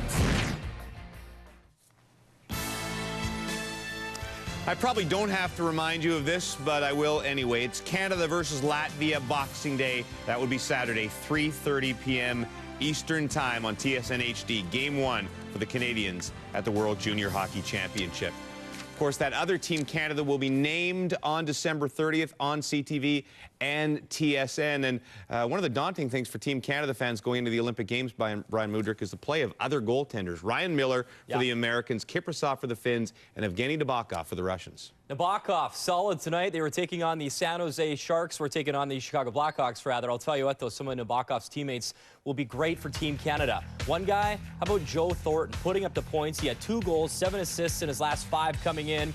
He sets up Jason Demers there. Sharks win that one 3-2. Ducks Avs, early one. Brandon Yip beating Jonas Hiller for his first career NHL goal. 1-0 Avs after 1 period of play there. Habs forward Benoit Pouliot expected to make his Montreal debut Wednesday night against the Canes. The former 4th overall pick in the 05 draft was acquired from the Wild back on November 23rd. He's been out of the lineup, though, with a wrist injury. A reminder, SportsCenter comes your way after the hockey game. The Vancouver Canucks also in action tonight. Puck just dropping as they're taking on Nashville. We'll have highlights of that and a feature on the road to Vancouver as well. Thank you, Brian. 3rd period ahead from Calgary. So this dancing bear with a gun walks into a bar. I have no punchline.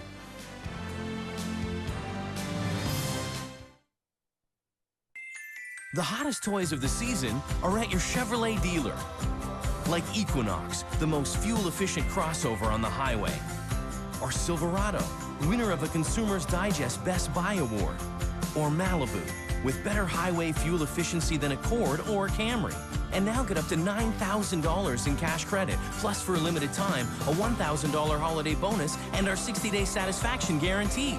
Chevrolet's New Toy, New Joy event, only at your Chevrolet dealer.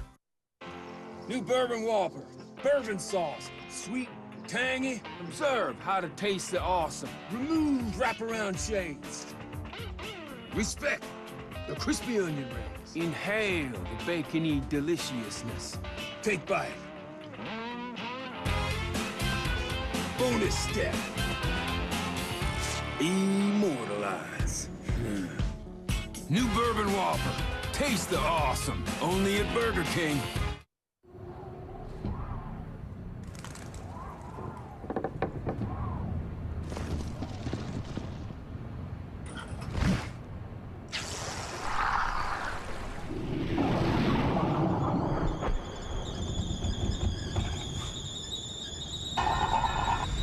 These days, Matt Sundin does his hunting at the poker table. Do battle with Matts at the world's largest poker site, PokerStars.net. Your muscles help you push, pull, lift, and lower. But when they ache, they weaken you. Try Tylenol Muscle and Body. The first layer relieves pain fast. The second layer provides extended relief that lasts. Tylenol Muscle and Body. Get back to normal, whatever your normal is. When you have a headache, trust Tylenol Rapid Release so you can get back to normal, whatever your normal is. Tylenol Rapid Release gel caps dissolve quickly and relieve your pain fast. Tylenol Rapid Release. Get back to normal, whatever your normal is. For coaches, the game starts long before the puck drops. They know what their players need during the game and before. And with a range of quick, nourishing ways to feed active families, Chunky Soups support the vital role of nutrition and coaching in our communities. To nominate a coach who makes a difference, go to ChunkyMVC.ca. The Chunky Most Valuable Coach will win $25,000 in prizing for their athletes and community. Campbell's Chunky.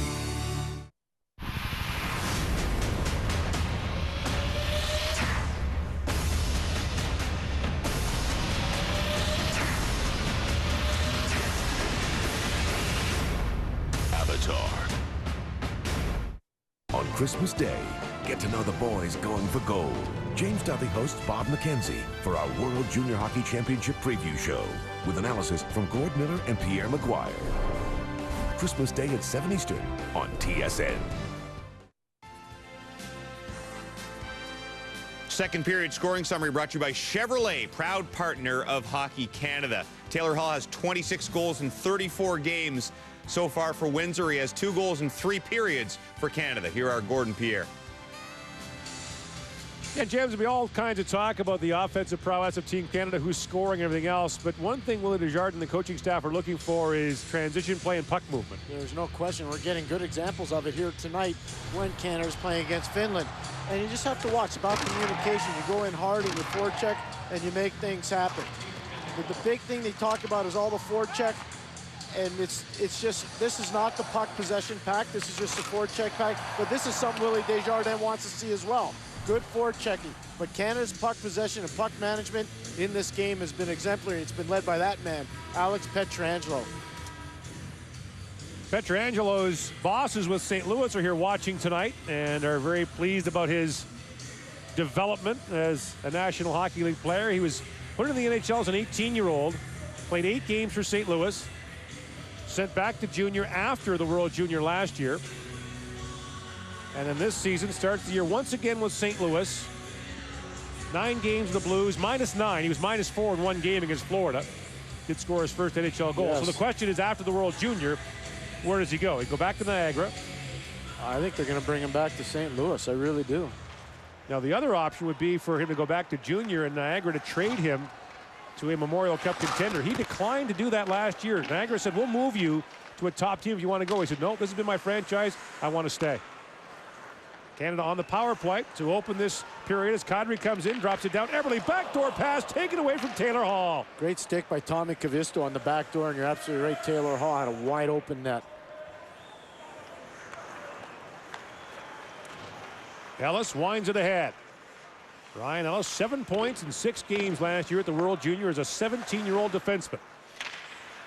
And here he is back at the line, has time, winds and fires, and it's kicked out by Ortio. Hall. With Pietrangelo once again standing in front. Hall tries to play it down, that time knocked away by Rissanen. And Granlund plays it down. Your thoughts about Granlund so far, having seen him for 2 periods? Very good. Very solid, very smart. He's Saku Koivu, maybe with a little bit more hockey IQ. That's the kind of player he is. Braden Shen plays it in. 40 seconds to go in this Canadian power play. Cozen squeezes his man off the puck. And played it there to Shen. The puck bounced away. And now battling for it is Gabriel Bork. He's taken down. And Cozen's pass for Hamonic was too hard to handle as DeHaan goes back. Calvin DeHaan described as a world-class skater by opposing coaches in the Ontario Hockey League. Can really wheel. And Shen plays it in. Here's Cozen trying to take it away. To loose puck in front for Ortio, who had to pounce on that as Brandon Cozen was bearing in on him. Well, one of the big things we talked about, Gord, coming out of the second period, the puck management skills for Team Canada. We see this all the time in their practices. It's DeHaan to Pietrangelo, up the middle to Patrice Cormier to Jordan Eberle. Then you see just tape-to-tape passes, indirect to Kadri, get the puck up and out of the zone. Jared Gowan, separate your man from the puck. Eberle move the puck to Shen, back to Eberle to McMillan into the zone. Canada's really managing the puck well 5-on-5. Colton Tubert slaps it down to Rivera with a shot, and whether Ortio saw it or not, he was able to make the save. And now Ikonen back on the ice for the Finns as the game returns to 5-on-5. Brought ahead slowly by Jonas Natanen, the Montreal third-round pick. He flips it down. And Colton Tubert goes back. Jonas Natanen is a very good player, Gord. The one thing he needs to work on is skating, but he's a very good player. Long shot by Laxo goes wide. And it bounces out to De La Rivera, who couldn't clear it. And it's back down to Colton Tubert. Both teams changing. Cormier can't track it down. And a long drive goes wide off the back of the Canadian goal. Jordan Caron picks it up. Soft pass there was broken up by Pikkarainen. And back goes Jared Cowan to pick it up. First-round pick of the Ottawa Senators, 9th overall. And De La Rivera's pass was too far for Nemes, and play is called on the icing. And we are just days away from the opener of the World Junior Hockey Championship. It'll be Canada against Latvia. Coverage starts at 3:30 Eastern Time, 12:30 Pacific, from Saskatoon, where Canada's pool will play. Canada will face Latvia, Slovakia, the United States in the opening round. The United States on New Year's Eve in Saskatoon.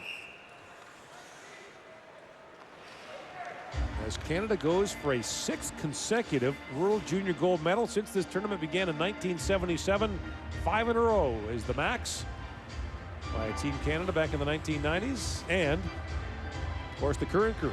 And everybody thinks it's been so easy for Canada during this 5-medal run. It hasn't been. There have been a lot of telltale signs. Well, 5 seconds. Yeah. 5 seconds to go against the Soviet, or against the Russians last year. How about the shootout performance by Carey Price and Jonathan Taves in Leksand, Sweden? Or how about an overtime winning goal by Matt Halischuk in Pardubice in the Czech Republic?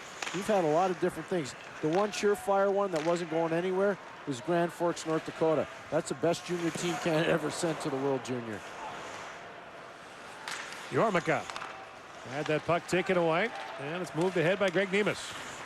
And Nemes battles along the wall for it. And Warren Reichel, his GM in Windsor, saying he very rarely loses one of those battles. Well, he's very good along the wall. You're absolutely right.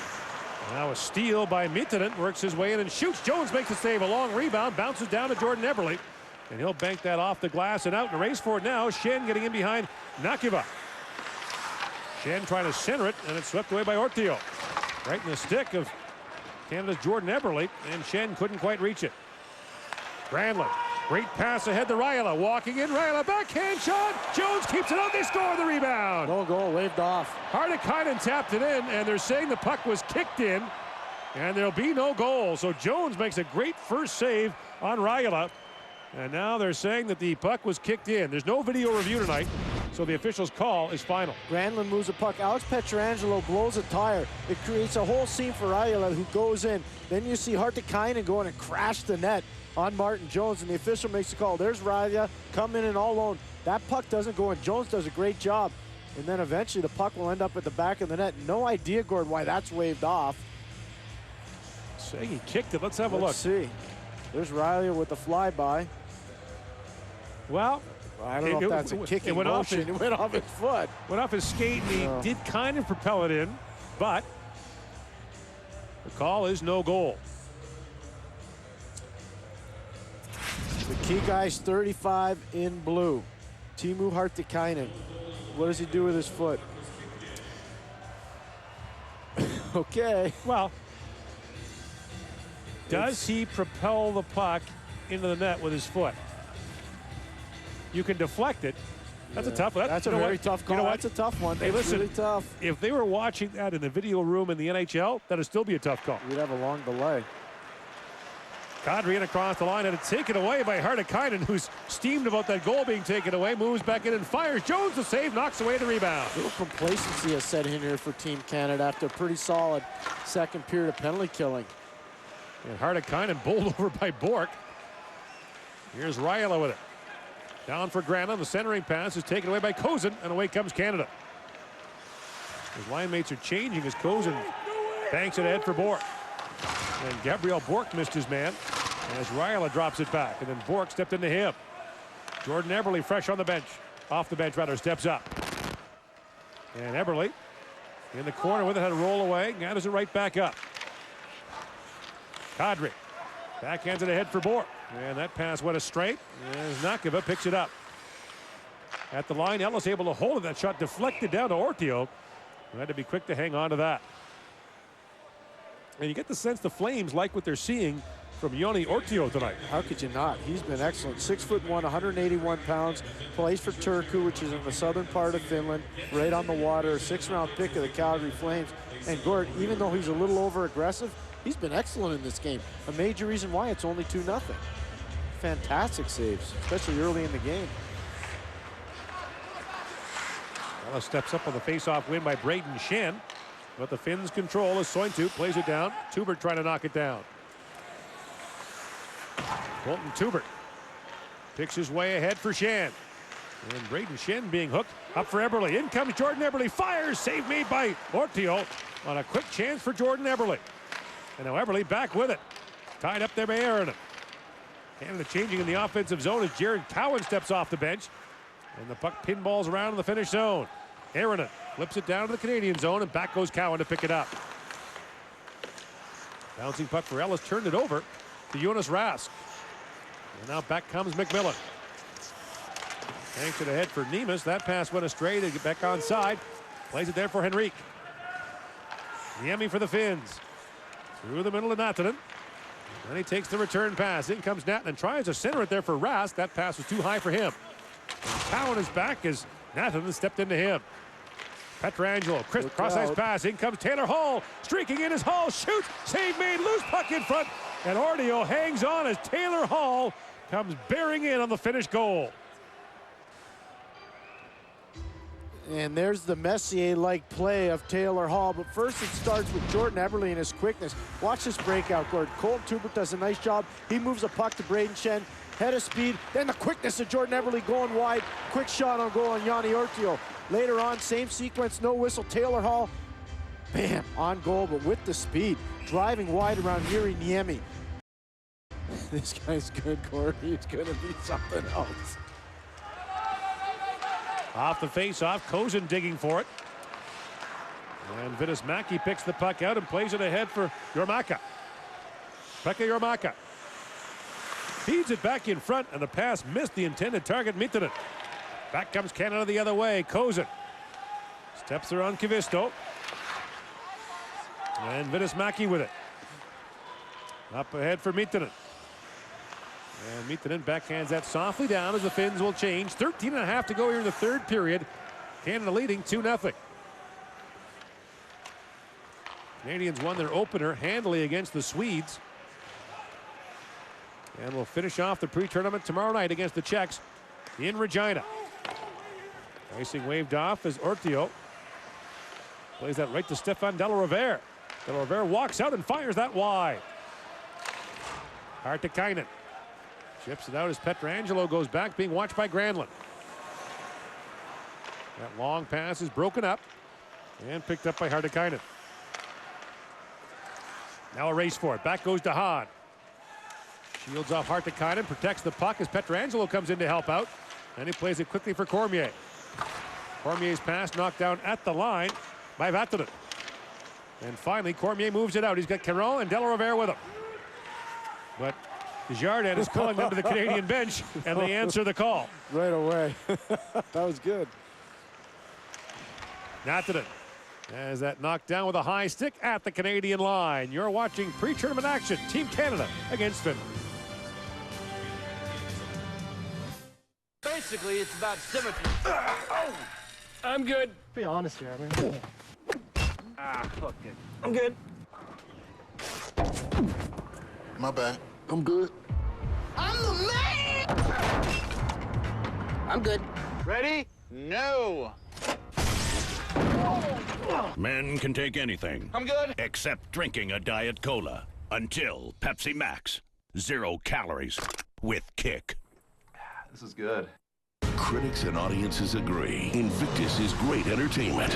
And now it's been nominated for 3 Golden Globe Awards. Best Actor Morgan Freeman, Best Supporting Actor Matt Damon, and Best Director Clint Eastwood. This is our destiny. Invictus. Now playing in theaters. Closed captioning is brought to you by KFC's new Big Fresh Sandwich. Made with our finest all-white meat, boneless, skinless, seasoned chicken breast. Life tastes better with KFC. Where really Desjardins wants his team to play a certain way.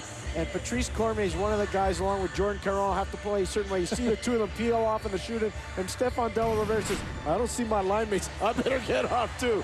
And really, he's on it. He's on it all the time. He's got a whole lot of Sutter in him. He has made it very clear that shifts will be brief and the pace will be quick. Desjardins played with Daryl Sutter in Lethbridge. Here's Jordan Eberle walking out. Backhand shot stopped by Ortio. Well, Joni Ortio's been terrific for the Finns tonight. Calgary Flames may have found another Finnish goalie. Here's Ellis with a quick shot. He hammered that just wide. Ellis can really step into it. Nashville Predators first-round pick. They just keep building their defense in Nashville through smart drafting. Eberle banks it ahead. Stepping up there is Kavisto for the Finns.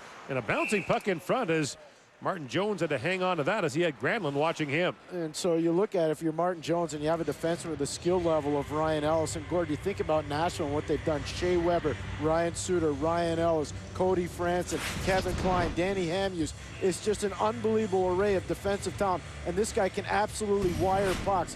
He's a spectacular young player. And Gord, you talked about his year last year. I know he's not overly large, but he's really good. Runs a power play about as well as any defenseman in the NHL can run a power play. Hall takes the return pass. In comes Taylor Hall spinning back. Whips it across to Cowan. And that pass went through the feet of Cowan.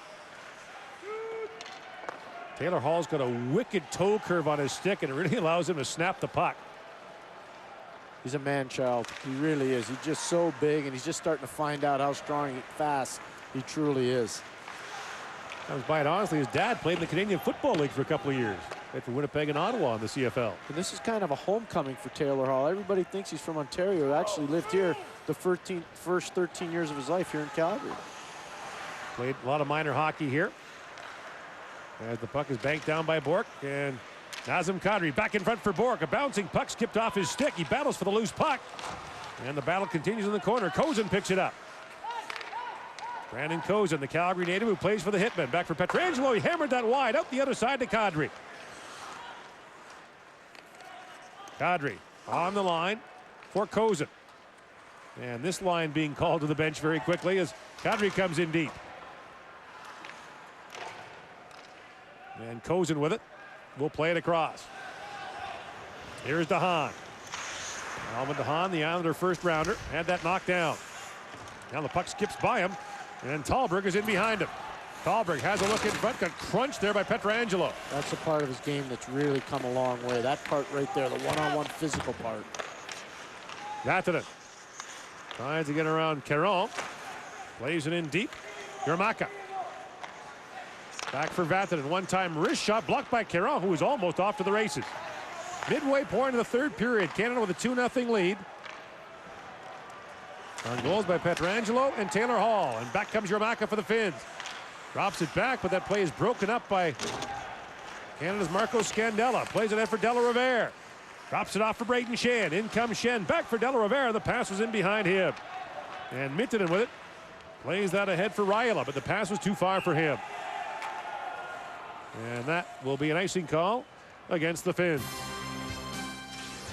Tomorrow, Team Canada plays its final pre-tournament game against the Czech Republic, and our coverage starts at 7 o'clock Eastern Time, 4 o'clock Pacific. Note the 6 p.m. local start for fans in Regina. And if you like to watch big bodies play hockey, you'll enjoy watching the Czechs. They are a very, very large team.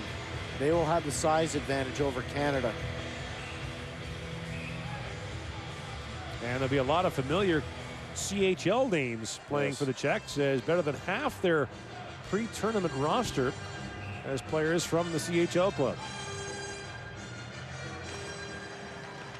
Shen scrambles that draw, but wins it. And plays it back for Ellis, and now Ellis is in a race with Raiola.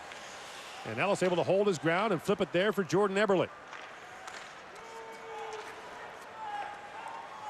Hustling back is Laxo. And he was bumped there by Shen as McMillan picks up the loose puck. And Shen with it. Braden Shen.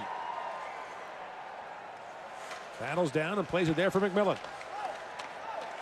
He scrambles the puck along the wall, then picks it out neatly, plays it back down, but pass didn't reach Jordan Eberle. Hartikainen away for the Finns. Up ahead he goes, and the shot by Pekarinen, high and wide. Pekarinen really shot that puck with velocity. Now another one, this time it goes wide. Vinismäki. As that puck squared away, Braden Shen took a hard bump but made the play to Eberle. Hartikainen.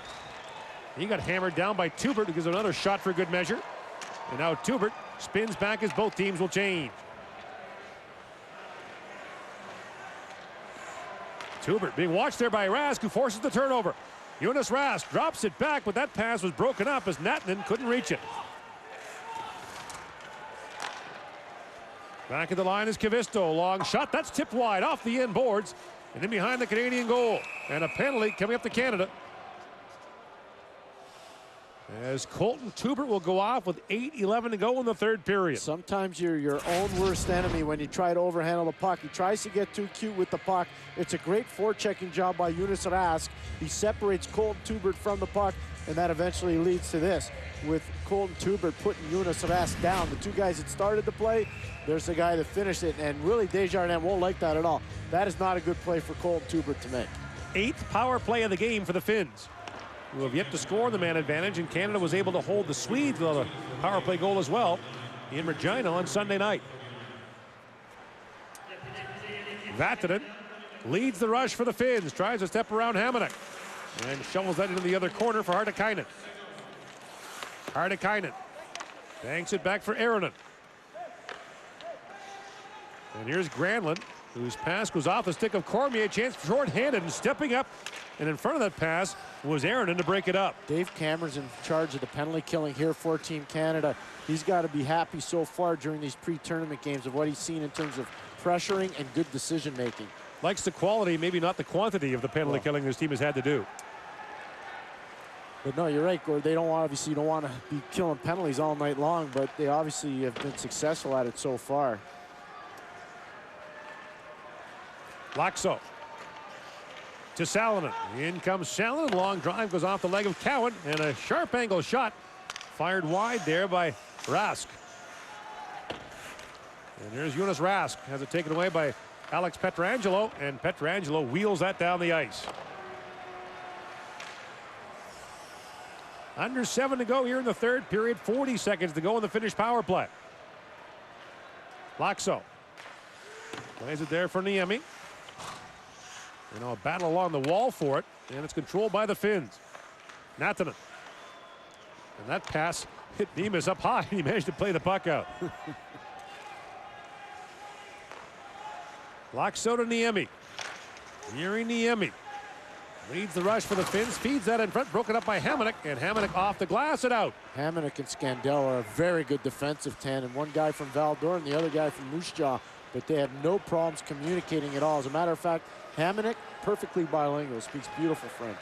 So he and Scandella can do it in any language you want. From St. Malo, Manitoba, a couple hours south of Winnipeg. Pakarainen with it. Has some time, drops it down. And here's Sointu. As the teams are back to 5-on-5, Vidas-Mackey's shot goes off a leg. Gabriel Bork with it, lifts that up to center ice. And Kavisto had to be quick with Kadri bearing down on him, and he broke Kavisto's stick. Vidas-Mackey hustling back. Kadri took it away from him for a moment, and now back the other way comes Lyonen. Finns are changing as that long shoot-in comes from Sointu. Eberle dances ahead as Canada changes. Finds Shan across to Eberle. Jordan Eberle fires, and the save made by Ortio. Now Eberle back with it, taps it back in front. Chin spins and shoots. That goes off a leg. Jormaka taken away by Eberle. He's got McMillan. In comes McMillan. Walks in, makes the move, scores! Brandon McMillan.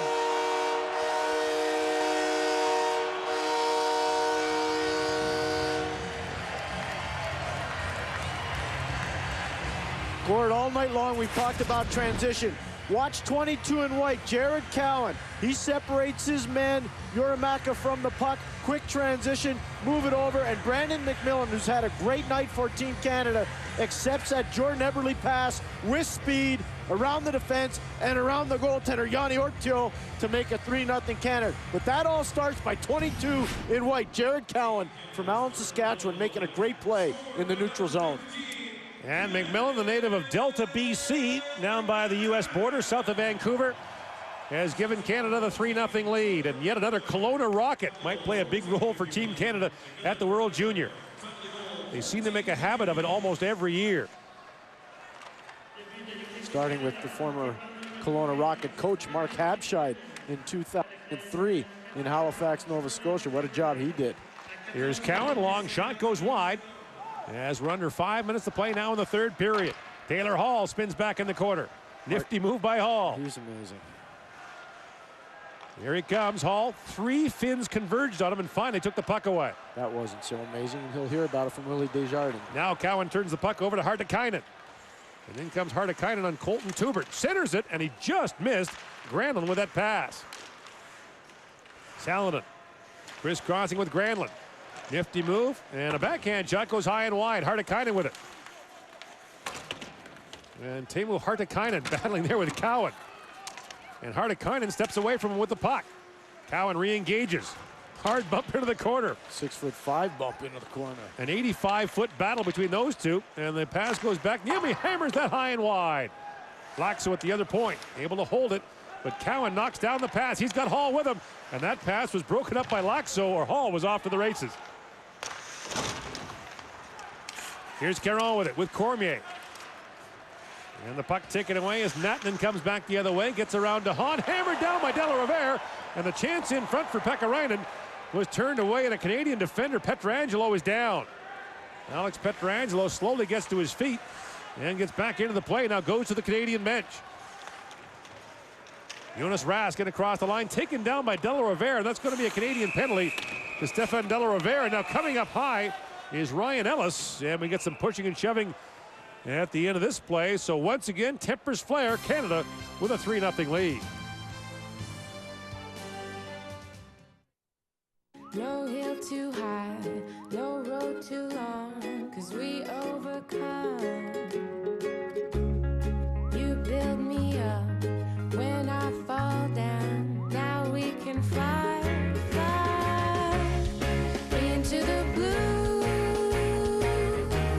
the beautiful sky. We can renew the possible high. With the strength of Zantac handling your heartburn, you can keep on enjoying all the foods you love. You know I like it hot, you know I like it spicy, you know I like it real. Zantac, feel the love, not the heartburn. Gord, Alex Pietrangelo has been one of the better players for Team Canada. Stefan De La Rovere is in the box right now because of an indiscretion at the end of that play. But here's Alex Pietrangelo. He just gets run over after he blocks a shot. He doesn't feel very well. That's Ilo Pakarinen who runs over him. And here's the penalty, the Stefan De La Rovere, the free hand coming out on Jonas Rask. De La Rovere led Canada with 26 penalty minutes in 6 games last year, and the key for De La Rovere is to play the game on the line, but not over it. And Marty Williamson, his coach in Barrie, says he does it very well most nights. He does. I know the Washington Capitals are very excited to get him into their camp. He went in the 7th round to Washington. He actually drove to the draft in Ottawa with a friend to be there when he got drafted. His friend didn't get drafted. He did. Someone said, hey, you just got picked. He said, what? Yeah, maybe he'll be playing with Ovechkin soon. He's a fun young man to be around. He has a very good sense of humor and very engaging. Native of Maple, Ontario, just north of Toronto. In fact, he and Alex Pietrangelo played together in minor hockey. So the 9th power play of the game for the Finns. Down 3-0 with under 3 minutes to go here in the 3rd period. Here comes Granlund steaming ahead for the Finns. Drops it across. That plays offside at the Canadian line as Raiola came steaming in. Gord, this is about tactics right now. It's just a face-off play. You see Hamonic, he's on the right-hand side of the screen. He's a right-hand shot. They want to win this draw. So when Braden Shen wins the draw, that's a right-handed shot. Now they're going to switch. Scandella, number 5, will come over to the other side. That's a set play, and that's because Braden Shen is so good when it comes to taking face-offs. That's really strong tactics for Team Canada. Vatanen tries to bring it ahead, rather. Scandella goes back and plays it across to Hamonic. See Hamonic and Scandella, now they're back on their normal size, which is a real good job again tactically. Vatanen on the line, had that knocked away by McMillan. And Brandon McMillan quickly becoming a Pierre Maguire favorite. Yes, he is, and he's going to be a favorite in Anaheim. Can you imagine? He can play forward, he can play defense, he can score goals, kill penalties, block shots, cap friendly. Granlund lays it down for Raiola. Back to Granlund, and now Aaronen. Granlund winds and fires, kicked out by Jones, a pad save. And the puck loose to Scandella, who plays it down. Goaltending won't be a problem for Canada, Gord. That's pretty obvious. Between Jake Allen and Martin Jones, you got 2 very competent goaltenders. Allen was good the other night, stopped 30 of 32 against the Swedes. A number of them in the 3rd period were tough saves. Taylor Hall battling down in the corner. Pietrangelo in there as well. Back at the line, Niemi. Works it on Hall. Now Niemi. Plays it across to Vatanen, and here's Niemi. That pass too far for Laxo, and he got bumped there by Ellis. Now Rask walks out. Jonas Rask with a shot blocked by Pietrangelo. Rask back with it. Plays it to Niemi. Vatanen. Drops it down to Rask. And Jonas Rask waits, plays it across, but that pass was deflected away by Pietrangelo. Now back is Niemi. Pass in front, and Rask couldn't get a stick on that as the puck goes over the glass and out of play. Tonight's game story is brought to you by Pepsi. The new Hockey Canada cheer is here. Go to Pepsi.ca and be a part of Cheer Nation today. While Taylor Hall has goals in the first 2 pre-tournament games, Brandon McMillan with a goal tonight, and Joni Ortio, the Calgary Flames 6th round pick, has made 21 saves so far and been very impressive for the Finns. Of course, we've seen a number of impressive Finnish goaltenders over the years of the World Junior, haven't we? Yes, we have. Tuukka Rask was unbelievable. Mika Kiprasov was actually the Finnish backup in Red Deer back in 1995. In comes Cormier. Cormier walks in, feeds that in front. Caron tipped that wide. 45 seconds to go here in the 3rd period. And a special night for Martin Jones of Team Canada, the Calgary Hitmen star goaltender. Here's Aaronen. Tries to feed that in front, and Jones steers that away. 30 seconds to go in the period. Now Caron in battling. Puck picked out by Laxo. And Jordan Caron able to play that out for Canada. Both teams change as Laxo feeds it ahead. It rolls down to Jones, and he'll drop that off for Tuber to sit down hard. 10 seconds to go in the period. Jormaka drops it back. That shot by Niemi goes just wide. Good chance there for the Finns, but it's turned away. And Henrik plays it out, and Martin Jones of the Calgary Hitmen posts a shutout in his home rink.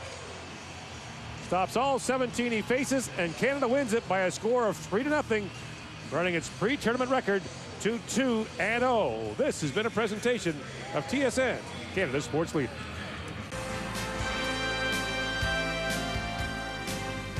The 2010 IIHF World Junior Hockey Championship pre-competition is brought to you by Imperial Oil, proud sponsor of Hockey Canada for 25 years. Celebrate hockey with Esso Hockey gift cards, only at Esso and On the Run locations.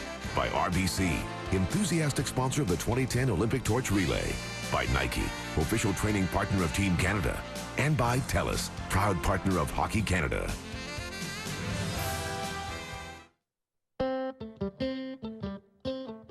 Introducing the all-new Chevrolet Equinox. Using only 6.1 liters per 100 kilometers and over 1,100 kilometers between fill-ups. It's the most fuel-efficient crossover on the highway. Better than the Honda CR-V, Toyota RAV4, and even the Ford Escape Hybrid. Great on gas, great on price. The all-new Chevrolet Equinox.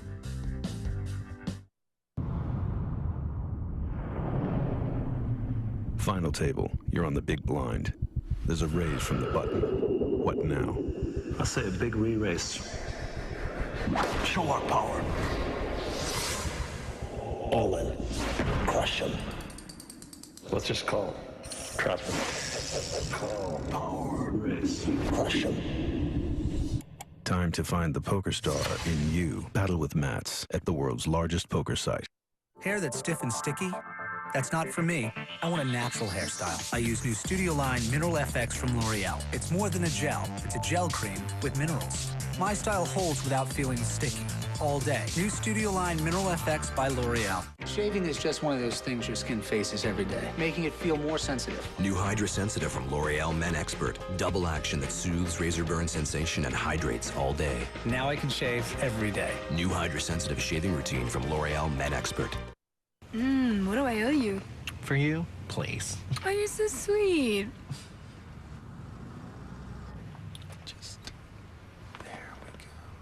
A fresh baked muffin and small coffee, only $1.39. In Montreal, they just love the game. I dream to play with Montreal Canadiens. 100 Years of the Montreal Canadiens, a 6-hour original production documenting the history of one of the game's most storied franchises. Own it now on DVD. Febreze introduces the new Flameless Luminaire. It has an authentic candle-like scent and glow, but fortunately, it's not a candle. It's an entirely new way to freshen the air with scented shades you can change on a lighted wooden base. Nice.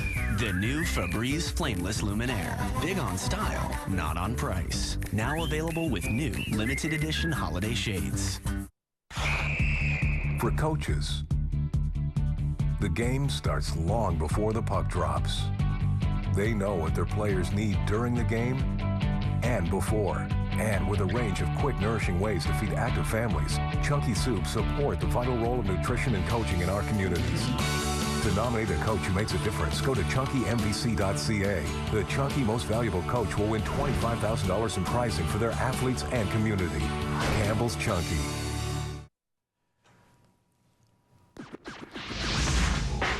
Oh, it's the always awkward, what is the turning point in a 3-0 game dilemma. We're going to go for goal number 2 by Taylor Hall. That established the solid lead, and Canada really didn't look back. Finnish fans might argue the turning point was that disallowed kick-in goal, but we do not allow turning point protests in pre-tournament games, so sorry. Turning point brought to you by Chevrolet, proud sponsor of Hockey Canada. What do we know so far? Oh, the goaltending looks very solid. Jake Allen was great in Game 1. Martin Jones perfect in Game 2. A 3-0 Canada victory. The last thoughts from Bob McKenzie when we return to wrap things up. Ask the Lay's Potato Farmer with Joe Olton. Karen from Alliston, you're live on air. Hi, Joe. I'm looking to plant rose bushes. Is it best to plant them in the spring or fall? Forget roses, Karen. Why not plant potatoes? Potatoes? Lay's only uses 100% Canadian potatoes in making their chips. Maybe they'll choose some of yours. Yeah, but I can't put them in a vase. Of course not, Karen. You put them in your mouth. This program is brought to you by Lay's. Simply made, simply good. The signs are clear. They are here to stay. The whole world was watching.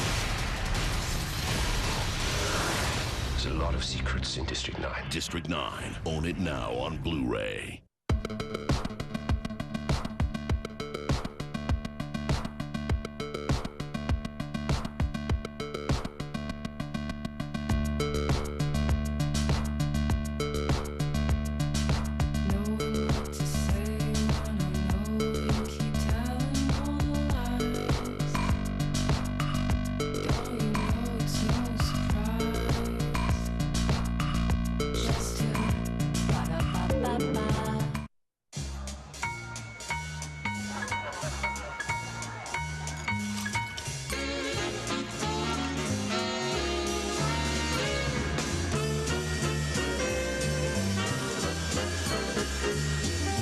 Nothing matches that dentist level of clean. But imagine if you could get that dentist smooth clean feeling every time you brush at home. You can with Oral-B rechargeable brushes. They clean in ways a regular manual brush can't, surrounding each tooth to remove up to twice as much plaque. For a dentist smooth clean feeling every day, move on from a manual brush to Oral-B rechargeable brushes.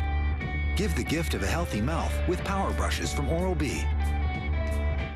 When Chevrolet asked me to try out some of their cars, I was pretty excited. It's not every day you get to try something before anyone else. Whoa! Their goal, make it the best, or don't make it at all. Oh yeah! From the way it looks, to the way it drives, to making it the most fuel efficient. This is electric? I've owned a lot of Chevrolets in my time. It's incredible. I'd say they're back in the game. Woohoo! One more time.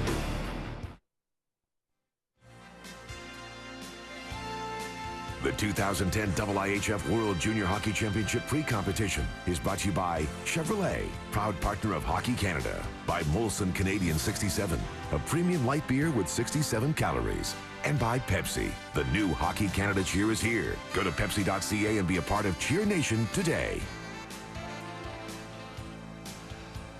Double dose of puckage tomorrow night for you. The last tune-up game for Canada against the Czech Republic. They're back in Regina. That's 7 o'clock Eastern on TSN HD. And then we're back in Calgary for an NHL game. It's the St. Louis Blues and the Calgary Flames at 9:30 p.m. Eastern Time, pretty much as soon as the junior game is done. Back with Bob McKenzie, 2 games in, pre-tournament games. We know the results don't really matter, but can you draw any early conclusions? Sure, why not? We can do anything we want, James. Absolutely. The good news for Team Canada, their best offensive players are stepping up and doing a good job offensively. Alex Pietrangelo has been very solid in an offensive way and defensively on the blue line, gets that goal from the point. Taylor Hall, 2 games, 2 goals. He looks dynamic. And Jordan Eberle, what a great pass to Brandon McMillan to go in. So the best offensive players for Team Canada stepping up. The bad, the penalties. They went to the penalty box early and often. Kadri with that little hook from behind. Another not-so-smart play by Patrice Cormier. And late in the third period, Colton Tuberg gets a hook after he has a tough shift out there. So we've got the good, we've got the bad. There's no real ugly at this point, but ugly will be head coach Willie Desjardins if this team doesn't stop taking penalties. 9 power plays for the Finns. That's about 5 too many in Willie's world. One more game to make Willie happy and fix up the problems they've had so far. That'll be the Czechs tomorrow night. If you can join us tomorrow night, we hope you will. If you can't, listen, happy holidays, and we'll for sure see you on Boxing Day for Game 1 of the World Junior Hockey Championship as Canada takes on Latvia. Thanks for watching. This has been a presentation of TSN, Canada's sports leader.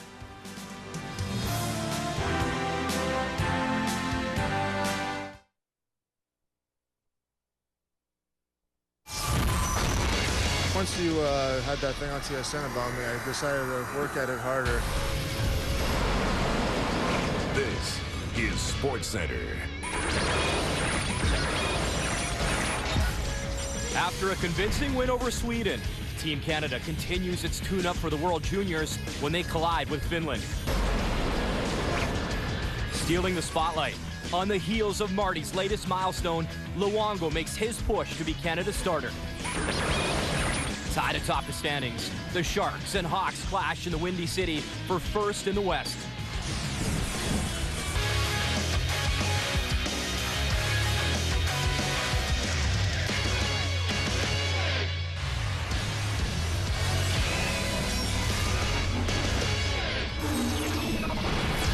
You just saw it on TSN. World Junior pre-tournament action from Calgary. Canada, Finland, Taylor Hall, he's in after bruising his knee Sunday. Meantime, Haley Wickenheiser, captain of the women's Olympic team, on hand to start this thing off. 2 minutes in, Hall, some dangle, but he's stopped by Yanni Ortio right there. Canada then shorthanded. Marco Scandella blocks the one-timer, and sometimes it hurts.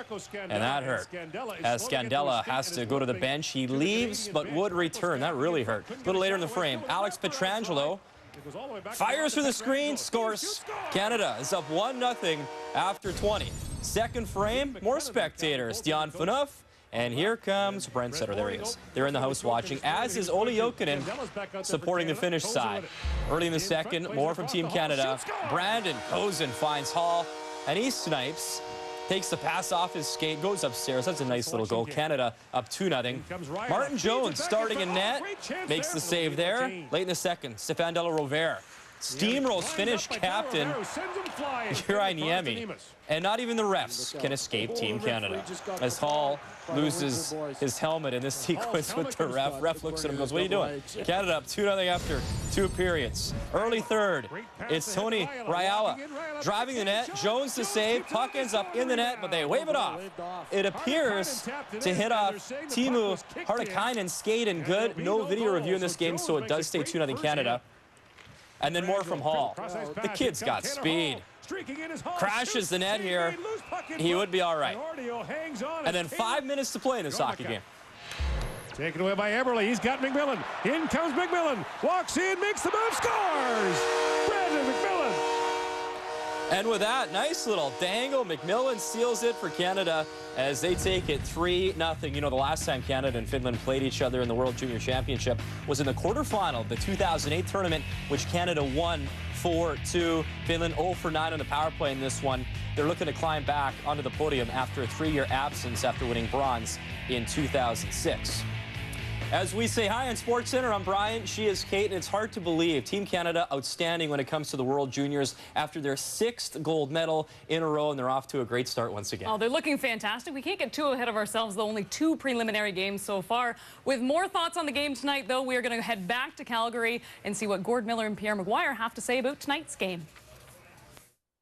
Coming out of the Canadian selection camp, only one draft-eligible player made Team Canada. It was Taylor Hall, who was bitterly disappointed when he was cut last year, and he's making a mark so far. He's a completely different player this year. He's faster, he's bigger, he's stronger, he's making better decisions with the puck. There's a reason why he's probably going to go first overall. It's plays like that against Sweden. Not only just the way he beats his man one-on-one, but how he stays with the play. And in this situation, putting it from his right skate to his stick and smashing it home against Finland. But then you get the outside burst of speed, Gord, the way he attacks the net, that's so Messier-like. I'm not saying he's Mark Messier, but he's very similar to Mark Messier. And this guy will be a tremendous player going forward. He is the game breaker you have to have if you're going to be successful. Canada's got him, Canada's got Jordan Eberle, and Canada's got a wealth of puck movement on the back end, but he's the guy that's going to make a difference offensively. One of 4 Windsor Spitfires playing for Team Canada. They've already won a Memorial Cup, and he was the Memorial Cup MVP last spring. Let's send it back to SportsCenter. Gentlemen, thank you so much. A reminder, they keep tuning up, this time against the Czech Republic. That comes through Wednesday on TSN, 7 Eastern, 4 o'clock Pacific time. Available, as always, on TSN HD.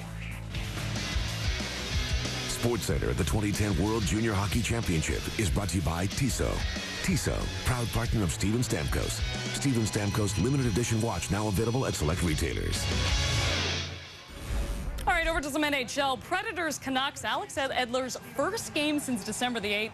That's when he suffered an injury at the hands of Shea Weber. First period, Ryan Suter holding the stick penalty. Vancouver on the power play. Sammy Salo blasts the one-timer, but stopped by Dan Ellis. Same power play. Steve Bernier's pass intercepted. Clearing attempt right to Salo.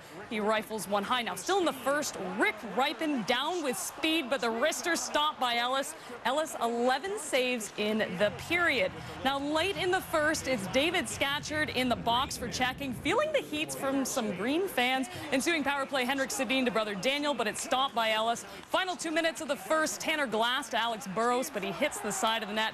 Canucks with plenty of chances, but scoreless after one. They are currently in the second. Now coming in, Vancouver has gone 5 for 24 on the power play during the first 6 games of their homestand. Coming in, Nashville 16-2-1 when scoring in the first. The Canucks will complete their homestand Saturday against Edmonton before embarking on a 4-game road trip.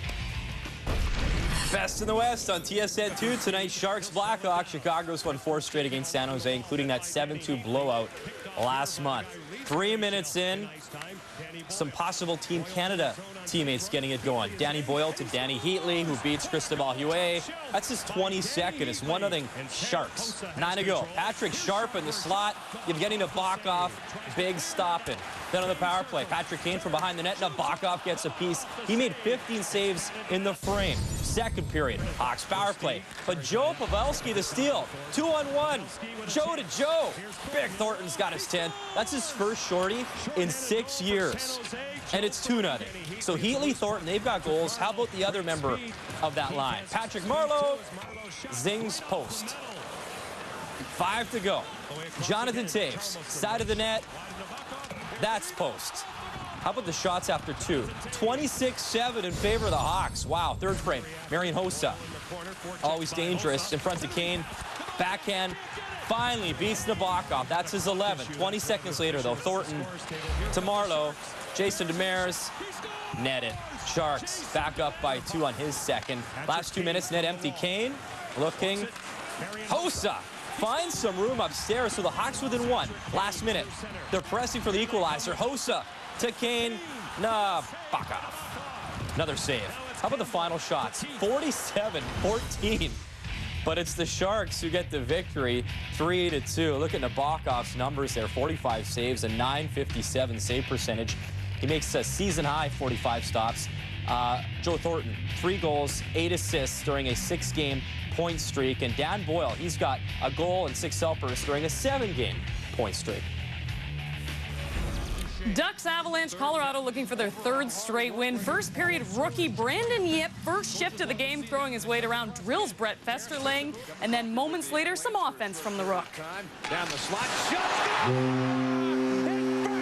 NHL goal, Brandon Yip. You say yippee when he scores a goal. Yip's first career NHL goal, 1-0 Avs early on. 7.5 left in the period. Ducks looking for the equalizer. Nick Boyden unloads a rocket, but Craig Anderson gets the glove out. 1 of 14 saves made in the first.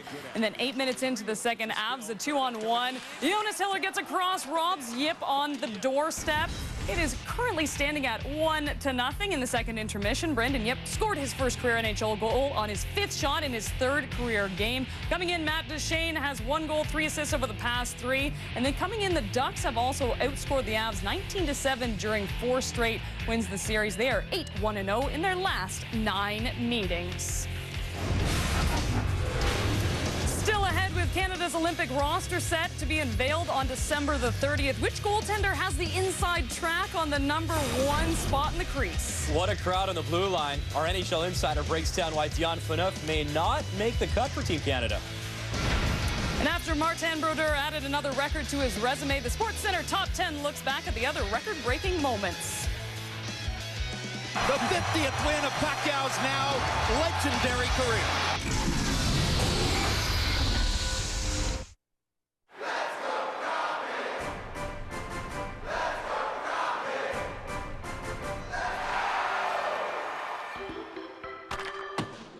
In 3 days, don't miss Golden Globe nominee Robert Downey Jr. in the movie critics are calling spectacular. There isn't any time to waste then. It's one of the best films of the year. Sherlock Holmes. In theaters Christmas Day.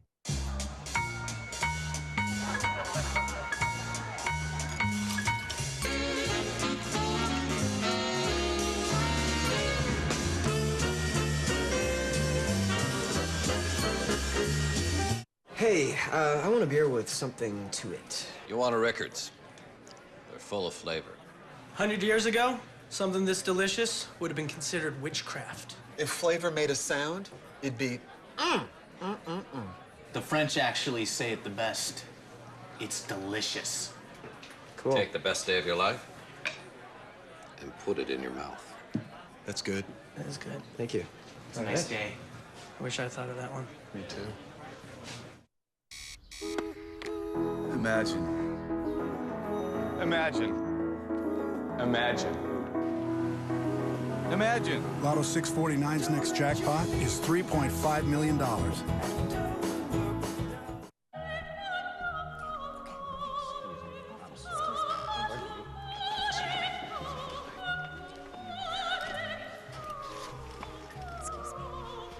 Sorry. Thank you. Pardon me. Excuse me.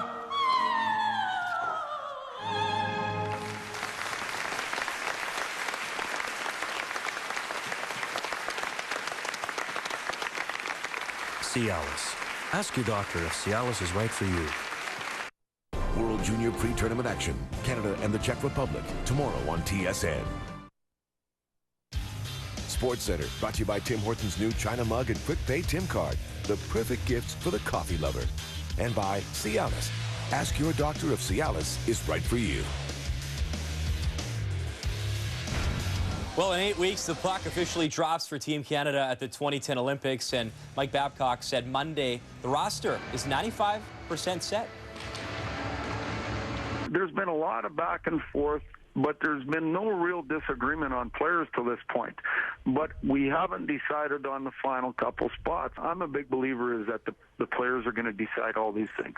The goaltenders and how they play leading up to the opportunity. I think it's a body of work, but I also think it's if somebody's absolutely on fire, I think you probably lean that way a little bit. It's a short-term event, and you want to have a guy who's hot. Well, breaking Terry Sawchuk's record for most career shutouts certainly has to help Martin Brodeur's case for becoming the starter for Canada in 2010. But something has to be said for Roberto Luongo's consistent play as of late and his comfort at GM Place. Farhan Lalji has more on the ever-growing debate of who will be the #1 goaltender for the Red and White in Vancouver. For Martin Brodeur and Roberto Luongo, December 30th will tell them very little. While neither will admit it, both know they will be on Team Canada. The question is, who will start?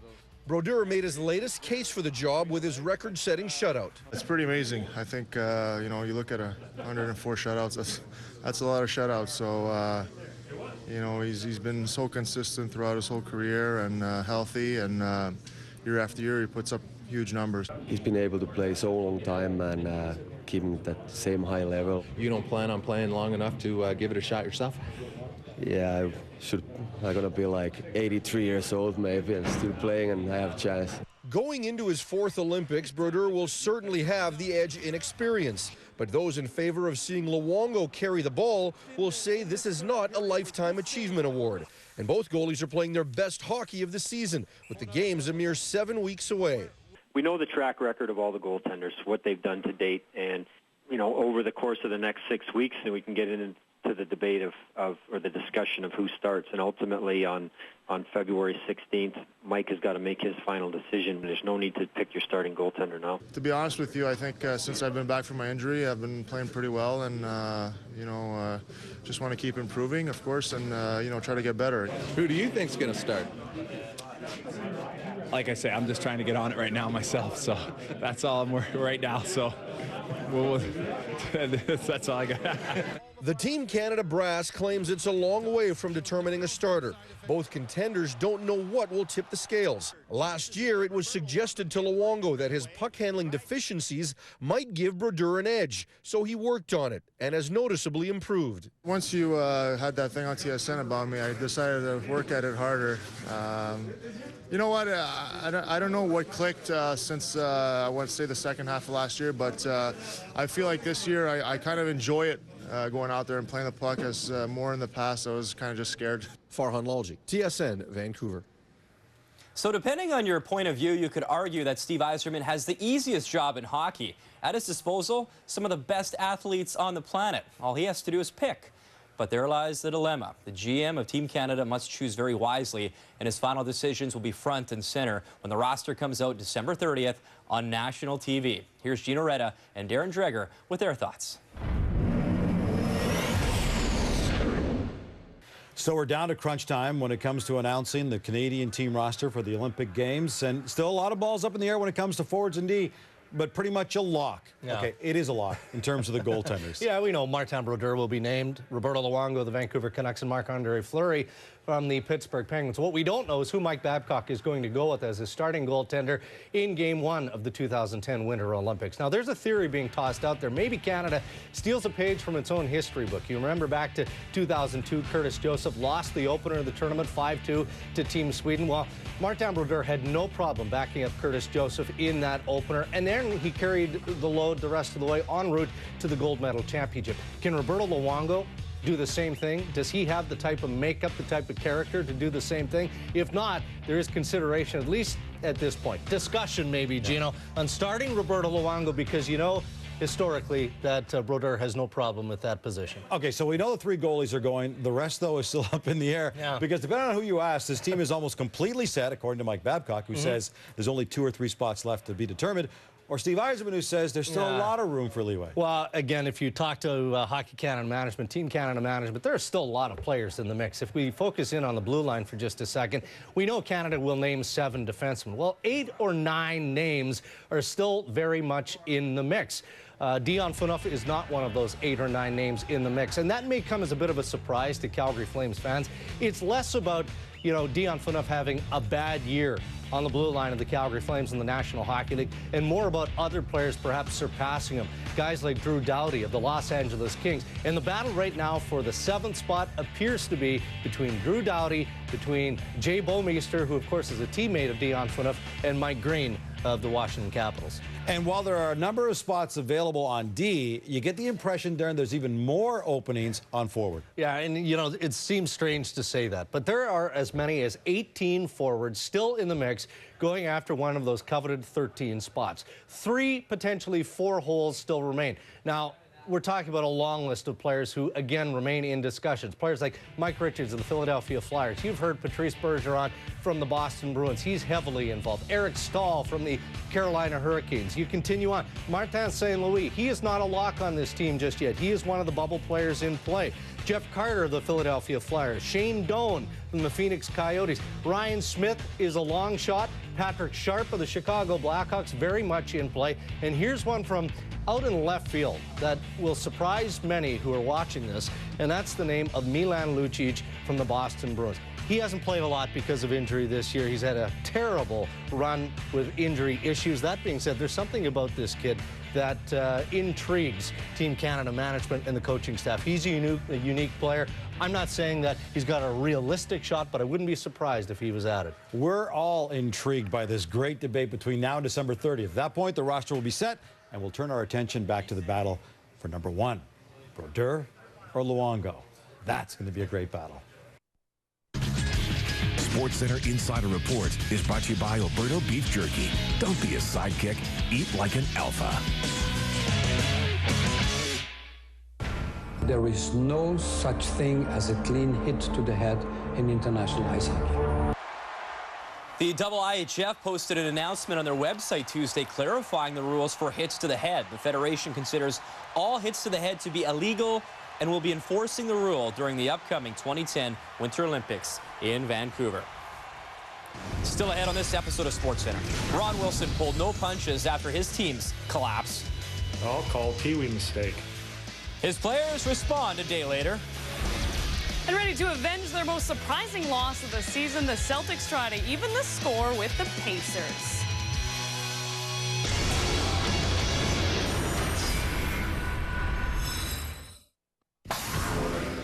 Closed captioning is brought to you by Tim Hortons' new China Mug and Quick Pay Tim Card, the perfect gifts for the coffee lover.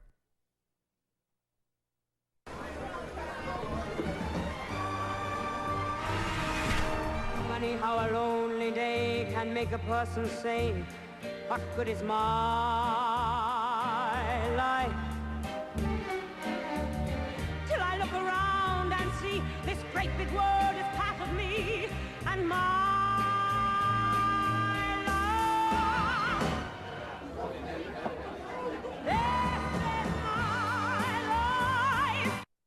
Hi there. I'm Tooch from Tech Club. There is nothing graceful about shopping over the holidays. You need to be in peak physical condition if you're going to survive. I suggest a regimen of flat-out gift sprints, or you could just go to Future Shop. Me, I'd like to be prepared. This holiday, get a 37-inch LG TV for only $599.99. This Fuji camera for $69.99, and this Samsung Blu-ray bundle for just $149.99. Great gifts, lowest prices. Future Shop. I'm good.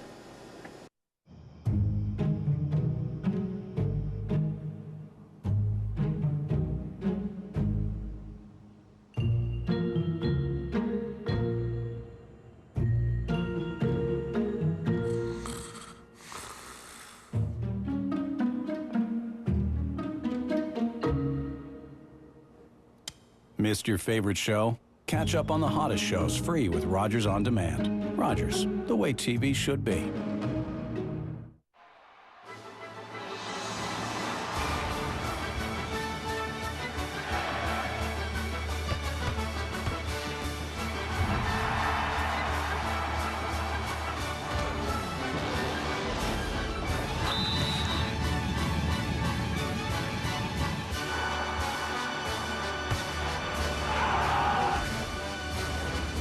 Big can soccer get? Rated E for everyone. EA Sports. It's in the game.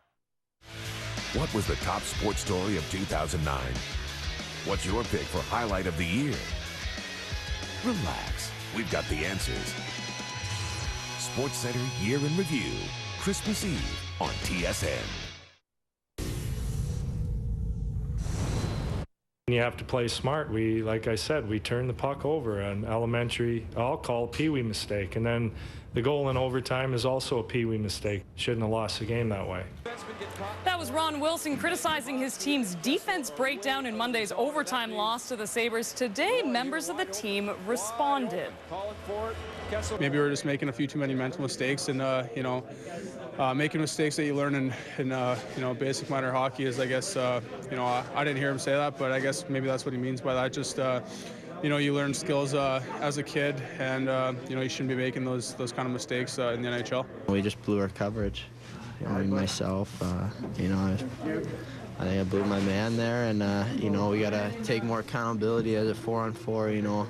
Play well in the defensive zone. Last night, you gave up a minus when you don't want to give up one.